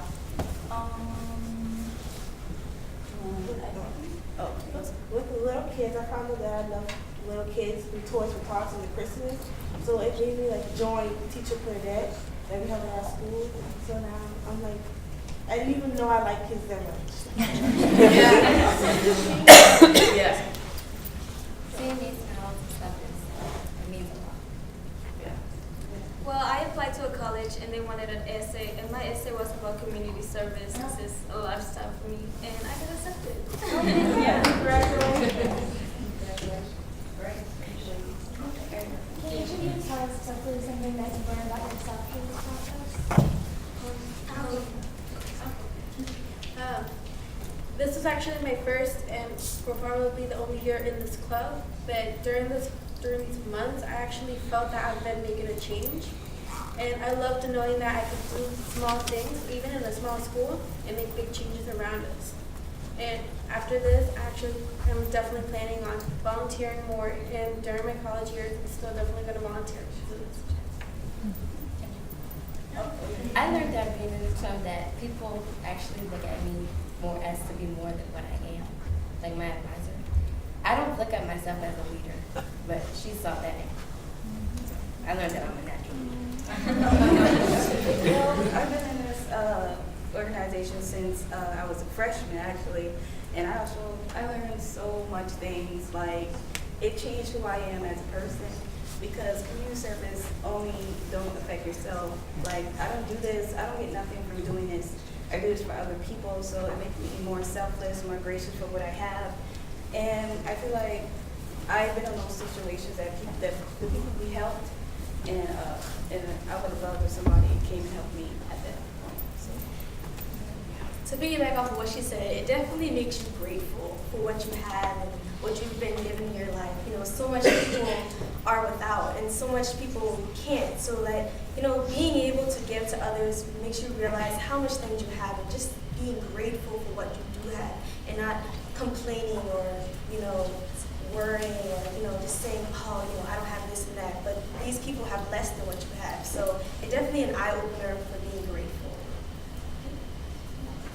And I learned that organization is the key. It has to be organized. Because if it's not, it will go horribly. Yes. Way more than that. Thank you. Good morning. We are James Island Charter High School Students in Action. Oh, I'm Bella, president. I'm Autumn. I'm the vice president. I'm Maggie, the secretary. I'm Sydney, the treasurer. We all are active in not only school clubs. Past this, I'm a student ambassador. I'm a senior. I'm a senior here. Maggie, how about you? Oh, I'm a co-captain of the tennis team. I'm also involved with our kind of partnership, Keep It Kind Club, Student Council, and HOSA. I'm a member of our NHS Society and AHS, which is our National Art Honor Society, Spirit Club, and So our mission statement is, our mission is to make a difference in not only our school, but our community. Our vision is to develop an atmosphere where all unique backgrounds can unite through kindness and for a better tomorrow. We hope that our acts of kindness impact others and influence people to be the difference they want to see. our school's impact. We have 51 student clubs at James Island Charter, and we have 14 sports teams, and all clubs and sports teams actively participate in school events. For our total impact this year, we logged about 3,670 hours entirely as a school, and we had about 45% student body involvement, and we impacted about 2,000 people directly. So our benefiting organizations include My Sister's House, Red Cross, Puerto Rico, and the Virgin Islands for Irma donations, which we'll explain to you later on in this presentation, as well as James Island Elementary School, which is something we partner with other projects we've had. And we partner with Marjorie Stoneman Douglas High School, as well as the high schools that have been affected by school shootings. Our Students in Action team. So we have about 23 active members on our team. We typically meet during our lunches or after school. We reach out to our student body and our community using our social media pages on Instagram and Facebook. And this year we conducted about 9 line events. And this is our Facebook and Instagram page. Please follow us or message us. We are an active part of the community in any community in Berkeley County, Rochester County, Charleston County. So please. So this is something that we did in our school, and it was called Love is Respect Week. We did it with the nonprofit My Sister's House, and we raised about $1,600. This one really was personal for me. I've known people who have domestic violence in their lives, and it just really was grateful to see everybody come together and work together to raise so much money for this nonprofit. Along with the social media we use, we created bracelets to go with everybody. So if you donated to this, we had Kick and Chicken come. If you donated to them, you got a bracelet or you got a sticker, and it was a great way to spread it not only in our community, but to spread the word within our school as well.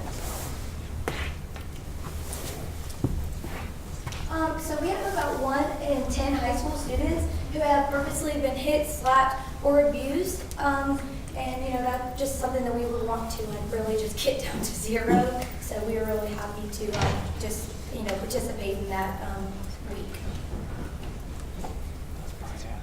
Okay, so another one of our large events this year was Irma Make a Difference. I'm actually from the Virgin Islands, and I grew up there.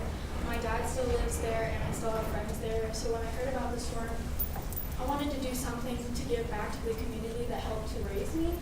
So we did a school-wide collection where we collected hygiene products and stuff like that to donate. We also had a bake sale to raise money for postage to send the stuff down there. However, we only raised about $350, so we could only send half of our stuff down there, but we donated the rest to a Puerto Rico drive, so all of the things we collected went to a community. I was a main leader in another large project we did, which was with the elementary school, as I mentioned previous to this. I have a personal with this. I was actually a statistic with these elementary schools. I went to a semi-low grade school until transferred. I had an IEP for reading, and reading was a big problem in my school. We had a lot of people that were in that specific class. Our goal was to make reading the main focus for us and foundation for these kids to love reading for the rest of their lives, to make it important for when they get into higher levels of grades, even into the workforce. I myself am also a partner with a separate foundation for reading that we deliver books to low grade school, and we also read to the kids throughout the month. We are continuing on with this for the rest of the year as well, and hopefully in the future. 65% of first graders in the lower income neighborhoods only learn about 580 words per month, which seems like a lot if you think about it. But the actual traditional number is around 1,200 words. And that is due to parents being in a job, trying to take care of their kids, sometimes single parent households as well. South Carolina ranks 39th in the literacy rate, which we just need to work on that. So the majority of our club members are in high-level classes through the IB program, AP, and honors. So we see a lot of stress on like a daily basis, and so what we decided to do as a group is bring in stress dogs to help around exam time to basically help lift spirits and bring in a healthy community. And so we plan on doing this in the continuing years, and then also doing it on a wider scale to make more of an impact during a stressful time. Which we also found that this was a double-edged sword as far as getting, this was one of our challenges, kind of getting out to these communities. It actually gave good press to places like Pet Helpers, SBCA, different things, because it allowed them to show that these songs can be used for many different regions. Last but not least, one of our larger things, as Autumn said, she's part of Keep It Kind Club, which is a huge person that we collaborate with. We all are semi-part of it in one way or another. This created our positive message board, which we have in our school, which you see later on in our video for this presentation. And this is also what gave us the idea to send a positive message board to Marjorie Douglas High School to kind of give that positive note for that community because they need it so very much. To add on to what Cindy said, just really quick, we also do like pass out candies with positive messages on them, or we do sidewalk chalk during all lunches, just to kind of get everybody together and make new friends and just be kind to one another. We also pick a student each week that we see doing a random act of kindness, and we nominate them to be the student of the month. And that just continues further on. We've had very success with that, and it's just really going great.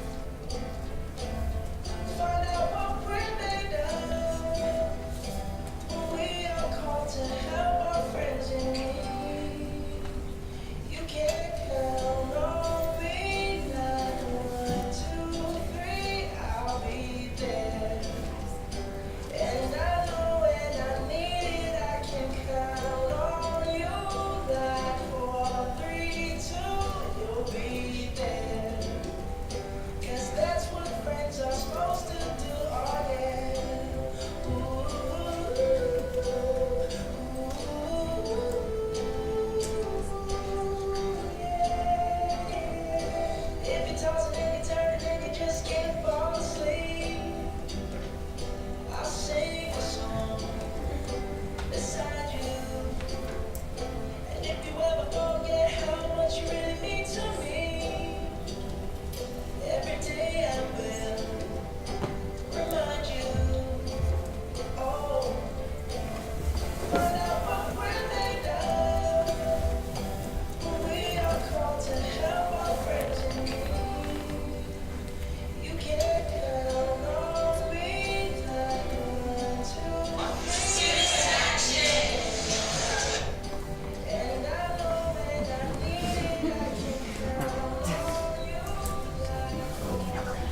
Out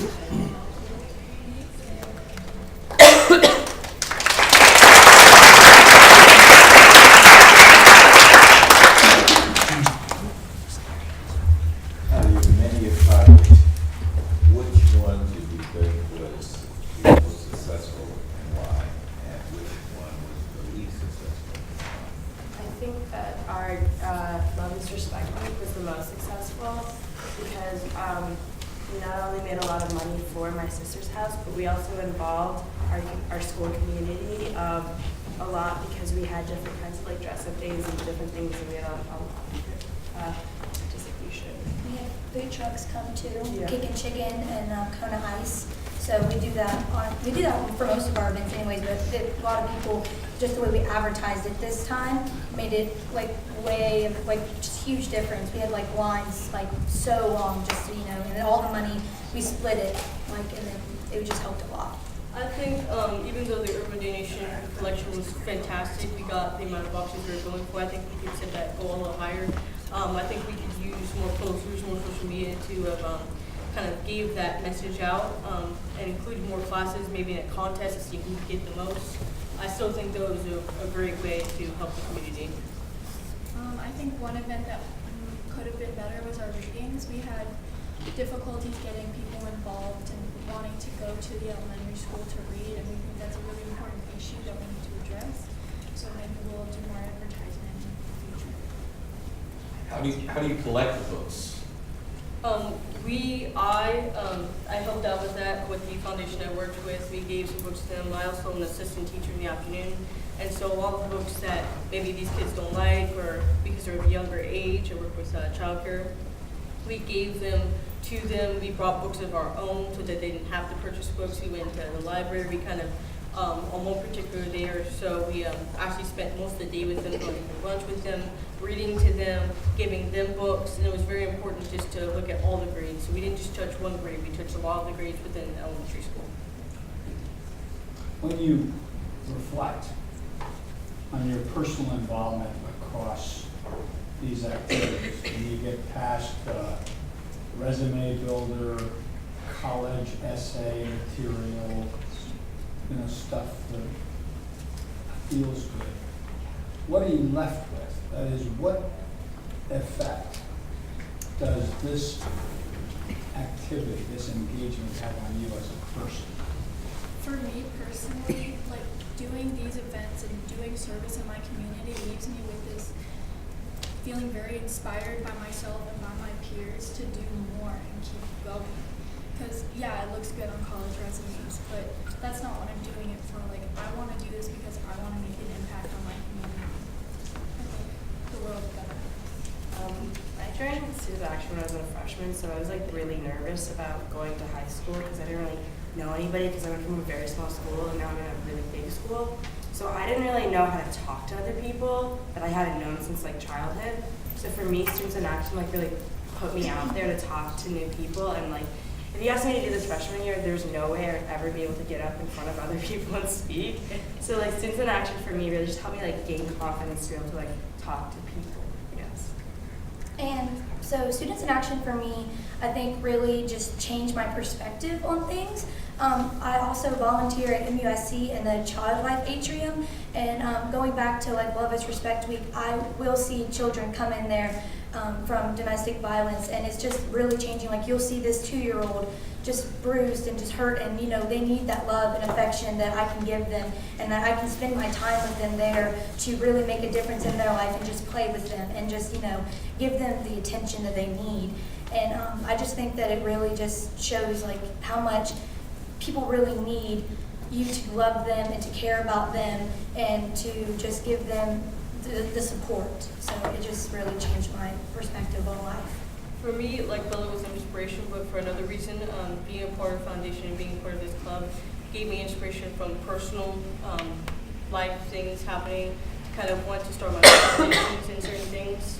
I'm a big proponent of sickle cell disease. I had a sister pass away in 2012 from it, and so I'm starting to figure out a way to find a foundation for that, as well as being a 10-year musician. I love music, and I think it's important in the school district to inspire the kids to do things not only in public but things like this is simply is playing out. So I'm starting things like that. I have a website set up, Speed of Sound after Coldplay, and it's a real inspirational thing that I hope I can inspire my siblings to continue on with, as I have in my family, and I just love it dearly. I love seeing people smile, so it's one of my main priorities in my life.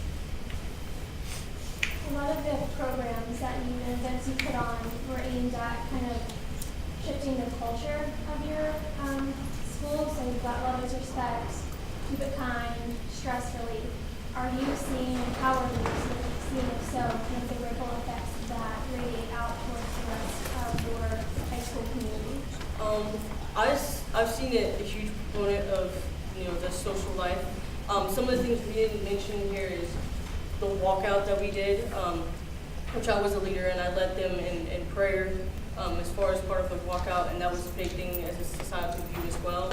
I've seen a lot of the atmosphere and the student morale change. They start being more positive about, I didn't make that B on that test that first time, but I know I can get the second time, or even just in general, friends and certain places in the cafeteria where you see people going from table to table because they want to spread the love.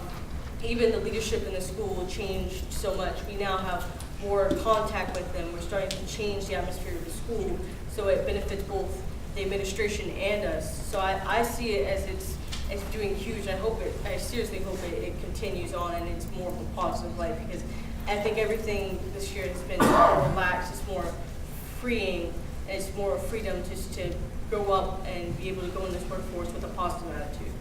To add to that, I feel like we've seen just such a huge positive impact of all of our events and our positive messages on our community, our school community, and like during the stress relief talks, there are people like crying with joy. They were so happy. Running to the hall. Trying to see them. Yeah, and even like participating in these events, like going to see the dogs, you could see people like talking to each other and hanging out that maybe you have never seen talk to each other before, and just everyone just kind of uniting. Like our mission statement said in the beginning, like we just really want to get our school as a whole and people even outside of our school to just unite and just spread as much support, love, and care that you can, and just do good in life, And inspiring even like the middle schools and elementary schools to start things. We partnered with an elementary school group that's much like Keep It Kind for us, and they were starting things that we couldn't imagine of doing. So the fact that they're thinking about that at that age is huge for us. So just going back to what they said, it's one of those things that it makes you overwhelmingly feel great about, that you affected that person so much that they start their own things as well.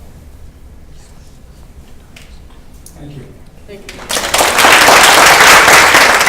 Hello, we're Charleston County School of the Arts SIA Jefferson Service Club. I'm Frances Hart. I'm Dylan Enriquez. And I'm Elizabeth Snyder. We're excited to stand in front of you today to give you a glimpse into the service that we led and completed this school year. Did you know that 15 million American children are raised in poverty each year? That is almost 21% of all of America, which are raised in Title I schools. These students have trouble getting basic necessities, food on the table, and they aren't able to receive art lessons. These kids were the kids we'd like to target this year through art. Our theme for this year was Outreach, which is a play on two words, art and outreach. Our goal for this year was to create relationships with students in our community from Title I schools using the arts. Our goal was not only to teach these kids how to learn to love art, but to create lasting relationships with them. To reach our goal of connecting with as many students from Title I elementary schools as possible, we enlisted our whole school. Our SOA team was an integral part of creating the SOA credential. The SOA credential is an award given to students who complete 20 hours of community service each year. And we also have the SOA credential with distinction, which is for students that complete 40 hours of community service each year of their high school. So all these hours directly impact disadvantaged populations in our local area. This has been so successful that we've got 60% of our students either doing the SOA credential or the SOA credential with distinction. And this has led to over 12,000 hours of community service in our school population, which is 600 students. We also held our second annual Celebration of Service banquet this year. This banquet is for 15 graduating seniors who are the most impactful in service in our school community. This year, we established a project called Hershey Elementary School Outreach. Hershey Elementary School Outreach is a program where we get SOA volunteers to go to a neighboring elementary school, Hershey, and teach art lessons in 5 different areas, including creative writing, visual arts, theater, music, and dance. We recruited 30 SOA volunteers to generously give their Thursdays each week and teach over 50 students from Hershey about these arts. And at the end of each semester, we do a performance for the parents to show what they've been learning. This has made a big influence on us. We've gotten to build continual relationships with the students there, as well as encourage them about arts and help guide them into the arts that they love. Another project we've been working on is the Liberty Hill Literacy Program, which is an after-school program where 120 students from struggling readers from Title I schools go to be tutored.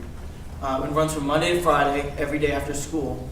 And our club created a relationship with the program to recruit students from School of the Arts to tutor these kids directly and improve their reading skills. We really, I'm serious. We got to learn to love these kids and know them really well. And, knowing Christmas was approaching, some of these kids come from struggling families. And we wanted to make sure they got presents for Christmas. So we put up an annual tree at our school, and we got each kid was sponsored by an SOA student receiving $50 worth of presents, which resulted in $6,000 worth of presents being donated to the kids of Liberty Hill. This year we held our 10th annual Spring Break Art Camp. It's for kids in Title I schools. All the volunteers are from School of the Arts and high school. And we had it this year at North Charleston Creative Arts Elementary. We teach in all the majors we have at School of the Arts. We had around 100 kids participate this year and 50 volunteers who were willing to give up their spring break. This experience was amazing for the volunteers themselves, but also to the students because we love to give back to all of them. We also hope to not just give them an experience in the arts, but give them a chance to learn about how to communicate with one another and make new friends from other schools in the area.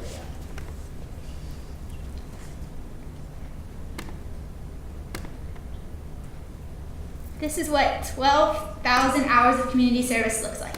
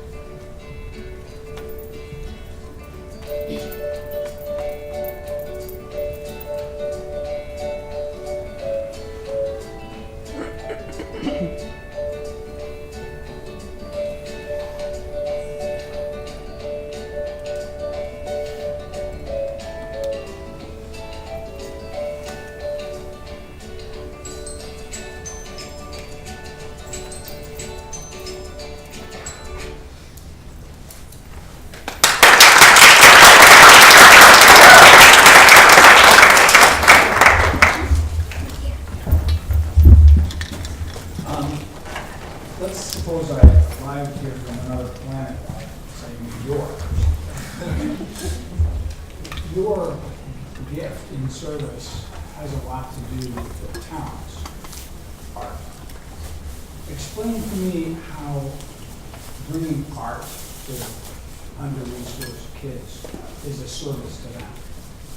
So we're a smaller high school, but for School of the Arts, you have to get in with a specific major. So I'm a theater major, Dylan's vocal, and Elizabeth is piano. And so since we are learning about our majors for 90 minutes each day, so we're getting this big foundation about the art that we love, we thought that would be a good way to reach out to the community around us. So we built relationships with students, elementary school students, teaching them art and helping them train in art and encouraging them to apply to our school if they want to. And since we are a small school, it's hard for us to get a lot of money, but since we do have this foundation in art, we really wanted to share that with our local community around us.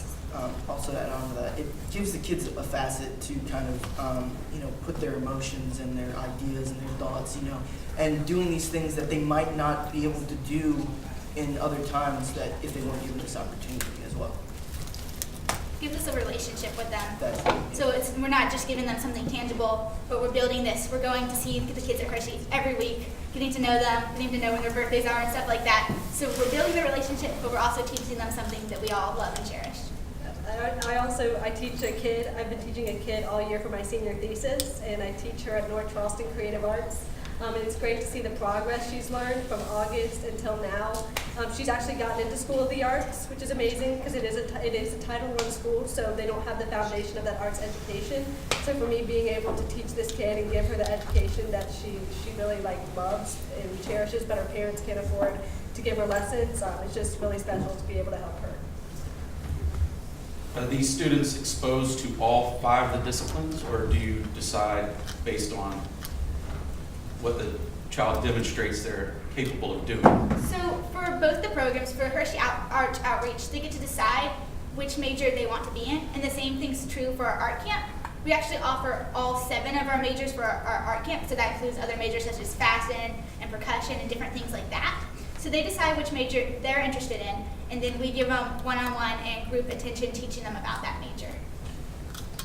And so, through your school, as I understand this, you guys basically have a sister school, and you do 5 disciplines. So, because your school, the entire student body is basically a part of student action, so that as you all are graduating and upcoming freshmen is coming through the same program, I'm guessing, are they continuing this kind of relationship with the school so that if you have a student at Hershey, if they attend with, say, you for the, can you guys participate as a freshman or just juniors? So, all years. So if they've been with you for all your years, in terms of that relationship or that continuity, how is it that, are you bringing on like a shadow so that that student can continue working with you all, or how does that work so that you don't kind of disconnect your relationship with the student or?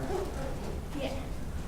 So this year we've really tried to encourage a lot of freshmen to join our club. So Dylan and I are both juniors and Elizabeth's a senior.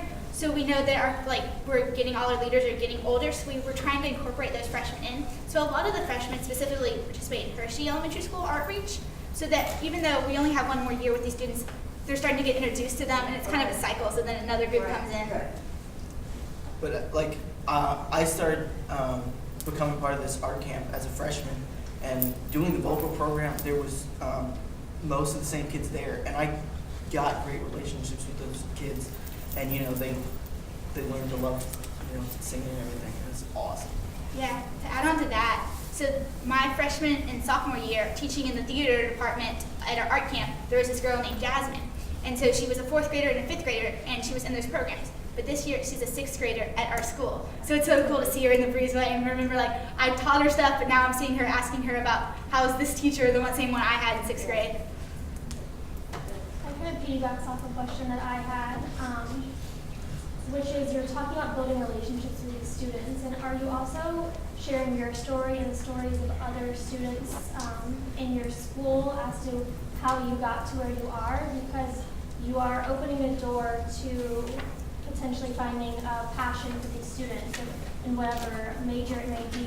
But are you also helping to kind of mentor them as to how they may be able to pursue that throughout their education?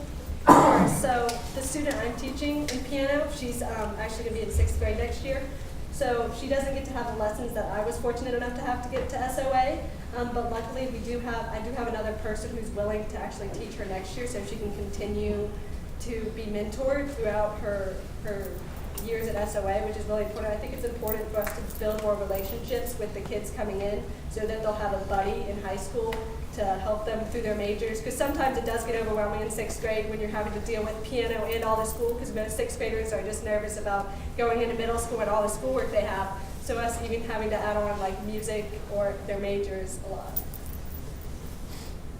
Yes, and so also with Hershey Elementary School Outreach, we have a lot of 1st and 2nd graders who are just starting to understand about the different arts and stuff. So we're teaching them about the art they've decided to do, but we're hoping they'll come back next year, and if they enjoyed it, they'll continue with that art. But if they're like, I wasn't a big fan of theater, maybe they'll go on to music, and we'll give them different teachers, but we'll keep exposing them to the arts they're interested in so they can keep building a foundation for those arts. Thank you. In 2017 alone, there were over 1 million of arrests of persons under the age of 18 in the United States. I know for me personally, when I see flashing blue lights, I have a strong sense of fear rather than comfort. Senior citizens are 6 times more likely to commit suicide than any other generation. My 64-year-old grandmother lives in an assisted living facility in Texas, and I am terrified that she'll become just another statistic. Firearms contributed to more than 16,000 deaths of high school-age children between 2010 and 2016 alone. My 3 little sisters are soon to enter high school, and I fear every day that they may fall victim to that statistic. These statistics was the force of our 3 SIA service projects: Dodging with the Deputies, the Senior Prom, and March for Our Lives Charleston. We created 3 unique events to help bridge the gap between seemingly different groups of people. A dodgeball game. Something as simple as this not only changed the mindsets of the students that walk the halls of Fort Dorchester, but it also positively impacted the community around us. Dodging with the Deputies was created to bridge the gap between teens and police officers, and it did more than just that. Let me show you. I mean, any chance you can get to change people's minds, open their minds, is a good opportunity. It was fun, but I was hoping we could get the win, but just didn't go our way today. That's right. Well, the kids are great here. Anytime we can interact with the kids and see us as regular people, not in the uniform, anytime you can break down that barrier and just associate with the kids is really special. We really had a good time today doing it. This whole idea was started by one of our own SIA members, Trinae Jefferson. She wanted to recognize our school resource officers. This brought our attention to the disparate relationship between police officers and teens. Fortunately, my team and I were able to compete against the cops. We didn't win, but I can't even lie. It was pretty fun throwing dodgeballs at cops. As you can see, both North Charleston police and students both had an amazing time in the dodgeball game. With the backing from our student body, our gymnasium was slam-packed, full of energetic students, and even the live news came to see the action. The North Charleston Police Department made a bond with the students at Fort Dorchester. And one of the deputies even asked me, can we do this every month? Police officers are not the only ones being isolated by our society. 1.3 million elderly live in nursing homes in the United States, separated from society and its youth. To help bridge the gap between the previous generation and our own, we decided to host a senior prom. One Saturday evening in March, our students, along with the residents at the crossings at Westcott, came together for a beautiful night. 40 students and 78 residents participated in the Hollywood-themed prom at the facility. There was a swing band, dance lessons, and even classic cars. It was a beautiful night. Here's a video of our prom king, Walter, after he won the crown.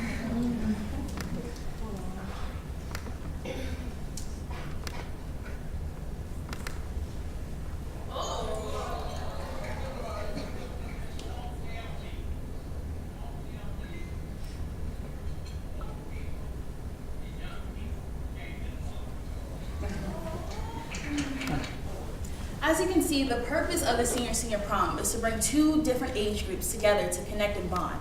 I had the opportunity to connect and bond with the residents there. His name is William O'Sullivan. That's us in the snap picture I took. So, William O'Sullivan served in World War II in 1944 at the age of 17. I'm 17, and he experienced life in a different way than I can ever imagine. And because of that, I visit Billy at least once a week. Because he's not just a man who's 91 years old. He's my friend. In addition to bridging the gap between youth and elderly, our students also brought together their peers and politicians in several different ways. On February 14th, shots rang out at Stoneman Douglas High School. They were shots of an AR-15. The shooter combed through the hallways, killing 17 students and faculty alike, and we wanted to do something about it. Even though this was 500 miles away, it touched the hearts and minds of every student. In order to honor the victims while also bringing our school community closer together, we decided to stage a walk-in on March 14th, the 1-month anniversary of the shooting. The walk-in began by students coming out of the class, lining the hallways, and linking arms in silence, while the biographies of each of the victims was read over the intercom. We also took the opportunity to explain the What Is Your 17 campaign, which is a campaign designed to bring students together and make Fort feel more like a family. It encourages students to meet 17 new people and make a connection, because you never know if it's the last time you're going to see that person. Less than half of young adults vote, even in presidential elections. What will our America become if my generation fails to partake in our beloved democratic process? After some serious thought, my SIA team, along with students at almost every high school in the Lowcountry, decided to take action and start a nonprofit called Lowcountry Students for Political Action. This organization promotes healthy and strong relationships between our politicians and our teens, while bridging the gap and giving them the opportunity to speak one-on-one.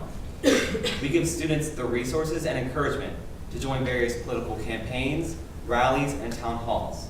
The most recent rally, March for Our Lives Charleston, was completely student planned, and we gave them the opportunity to voice their opinions on gun reform to our politicians directly.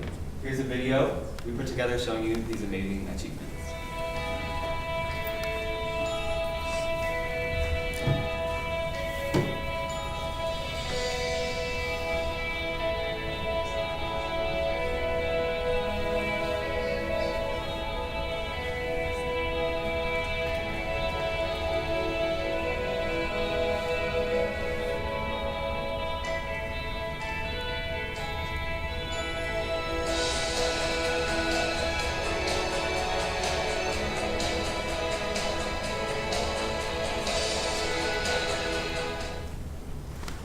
The statistics presented during this presentation was the motivation behind each of our events. I can honestly say that now, when I see a police officer, I have a better understanding to not fear the people that protect our lives every day. Now, I make an effort to speak to my grandmother as much as I possibly can to make sure she knows that she's loved. I now know that my 3 little sisters will always have a voice and never be afraid to go to school. If one was to look at these pictures,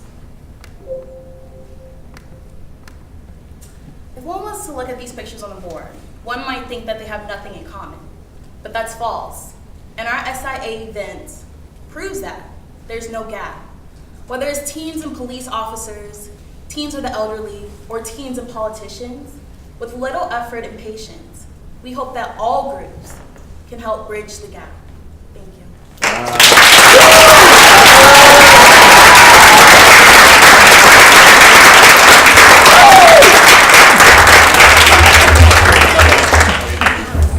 So with the company that I work for, we have a foundation. It's been established for about 3 decades. And the director, who's one of the owners, believes in ecosystems. In other words, not just doing something once, but creating a system that is sustainable over time. Now, especially with the senior citizen program, is that something that you have in mind to plan for in the future, to make that a sustainable thing? Absolutely. The senior citizens there actually enjoyed it so much, and I enjoyed it too, and we do want to make that more frequent every year to do it for the senior citizens, whether it was at that same location or other places. And I still make an effort to keep that ritual going by visiting Billy every once a week so that he can know that he's appreciated. I think specifically another thing that it needs to keep going is the What is Your 17 campaign. Because that's a campaign, it's not a one day, it's not just the walk in and then you're done talking about it. It's something I hope and we hope to continue discussing, is building relationships with new people, being nice, being outgoing, and finding connections with people that you normally wouldn't have, and that's something we all, and the school wants to continue. I found it very interesting to hear about your walk-in on a day where so many schools were walking out. Can you talk about your thought process behind it being a walk-in? Yeah, we can definitely talk about that. So our SIA team, along with a couple other clubs, decided to sit down with our school administration and our security staff, and we just kind of talked about the different options. And we came to the conclusion that safety-wise, that it was the smartest thing to do a walk-in, and we thought it would be most respectful. We didn't want students going outside, sitting on their phone for 17 minutes, coming back in. That's not doing anything for anyone. You're not respecting anyone's losses that way. We really wanted it to be a respectful event. We decided that doing it indoors, where we read 17 biographies of each victim over the intercom, it was a very emotional and powerful event, as you can see in the pictures that were up there. And I think that doing a walk-in versus a walk-out led to that. I thought your three project was one of the great project what you were doing. And one of the things I want to say is that on the political side of the house, because I am for the last 14 years the chairman of the Board of Elections for Charleston County, and for the 16-year-old, 17-year-olds, we would like to be poll workers on June 12th. We have a lot of opening. I need 1,200 people to work. Any student would like to do something like that and get paid for it. You can. Please see me afterwards. But why did you select those three projects? I think I can answer that. We selected these three projects mainly because we saw a significant distance between the three different groups that we discussed. Between politicians mainly, through March for Our Lives Charleston, we decided that we needed to make our voices heard to the politicians. So that's why we decided to do that. Senior citizens, we have a large amount of senior citizens coming into Charleston area due to it being such a good tourist attraction and a nice place to settle. We wanted them to feel welcomed and loved. And then for dotting the deputies, we saw huge amounts of aggression and turmoil in the world of police officers, so we wanted to help bridge the gap between those two groups there.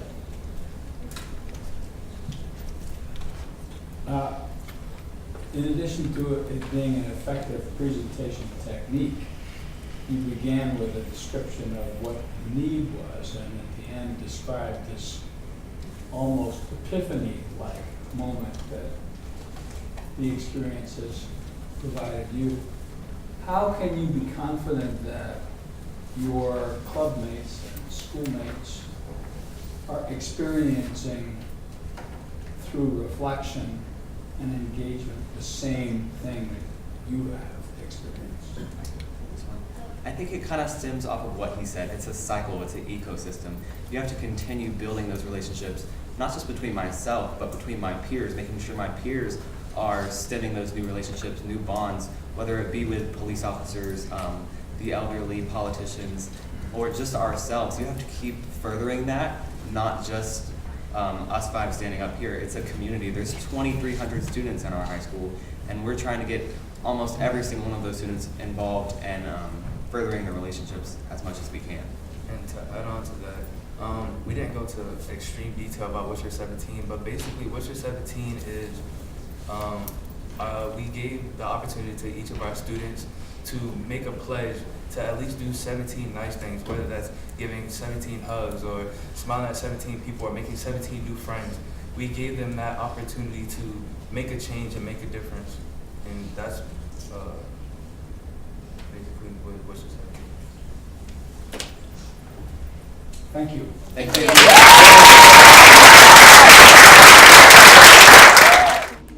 All right. First, I would like to announce that these 6 schools did a phenomenal job this year. And it was this year in particular that, these groups were awesome. I don't have to tell you guys that. So as a result, every group qualified to receive at least a silver level banner. So we don't have any bronze banners this year. So let's give you guys a big round of applause for that. All right, so therefore I'm gonna move on to announce our silver level award winners. These students demonstrated outstanding servant leadership this year, and they did a great job presenting this morning. Based on the combined score from their written survey and the judges' score on their oral presentation, we have 2 schools receiving a silver banner this morning. So as I call the name of your school in no particular order, please step forward to receive your certificates. First, we have Berkeley High School.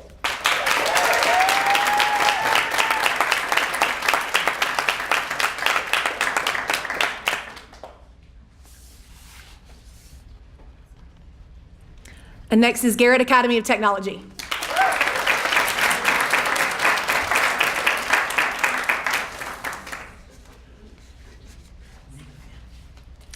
So of course that leaves us now with 4 gold level banner winners. The Gold Award symbolizes a remarkable commitment to the Low Country community, and we applaud the example these students have set for what a group of young leaders can do when they put their minds to it. So as I call your name, in no particular order, please step forward to receive your certificates. First we have Charleston County School of the Arts.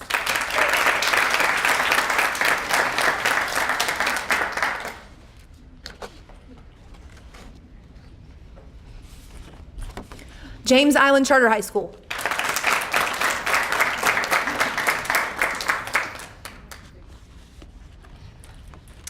Fort Dorchester High School.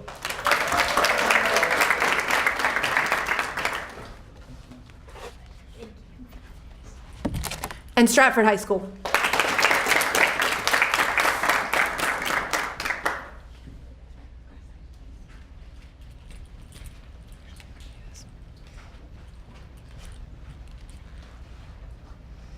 All right, so last but not least, I'd like to present the plaque for the most outstanding school from the Low Country region of South Carolina. So drum roll, please, everybody. This year's most outstanding school from the Low Country is Fort Dorchester High School.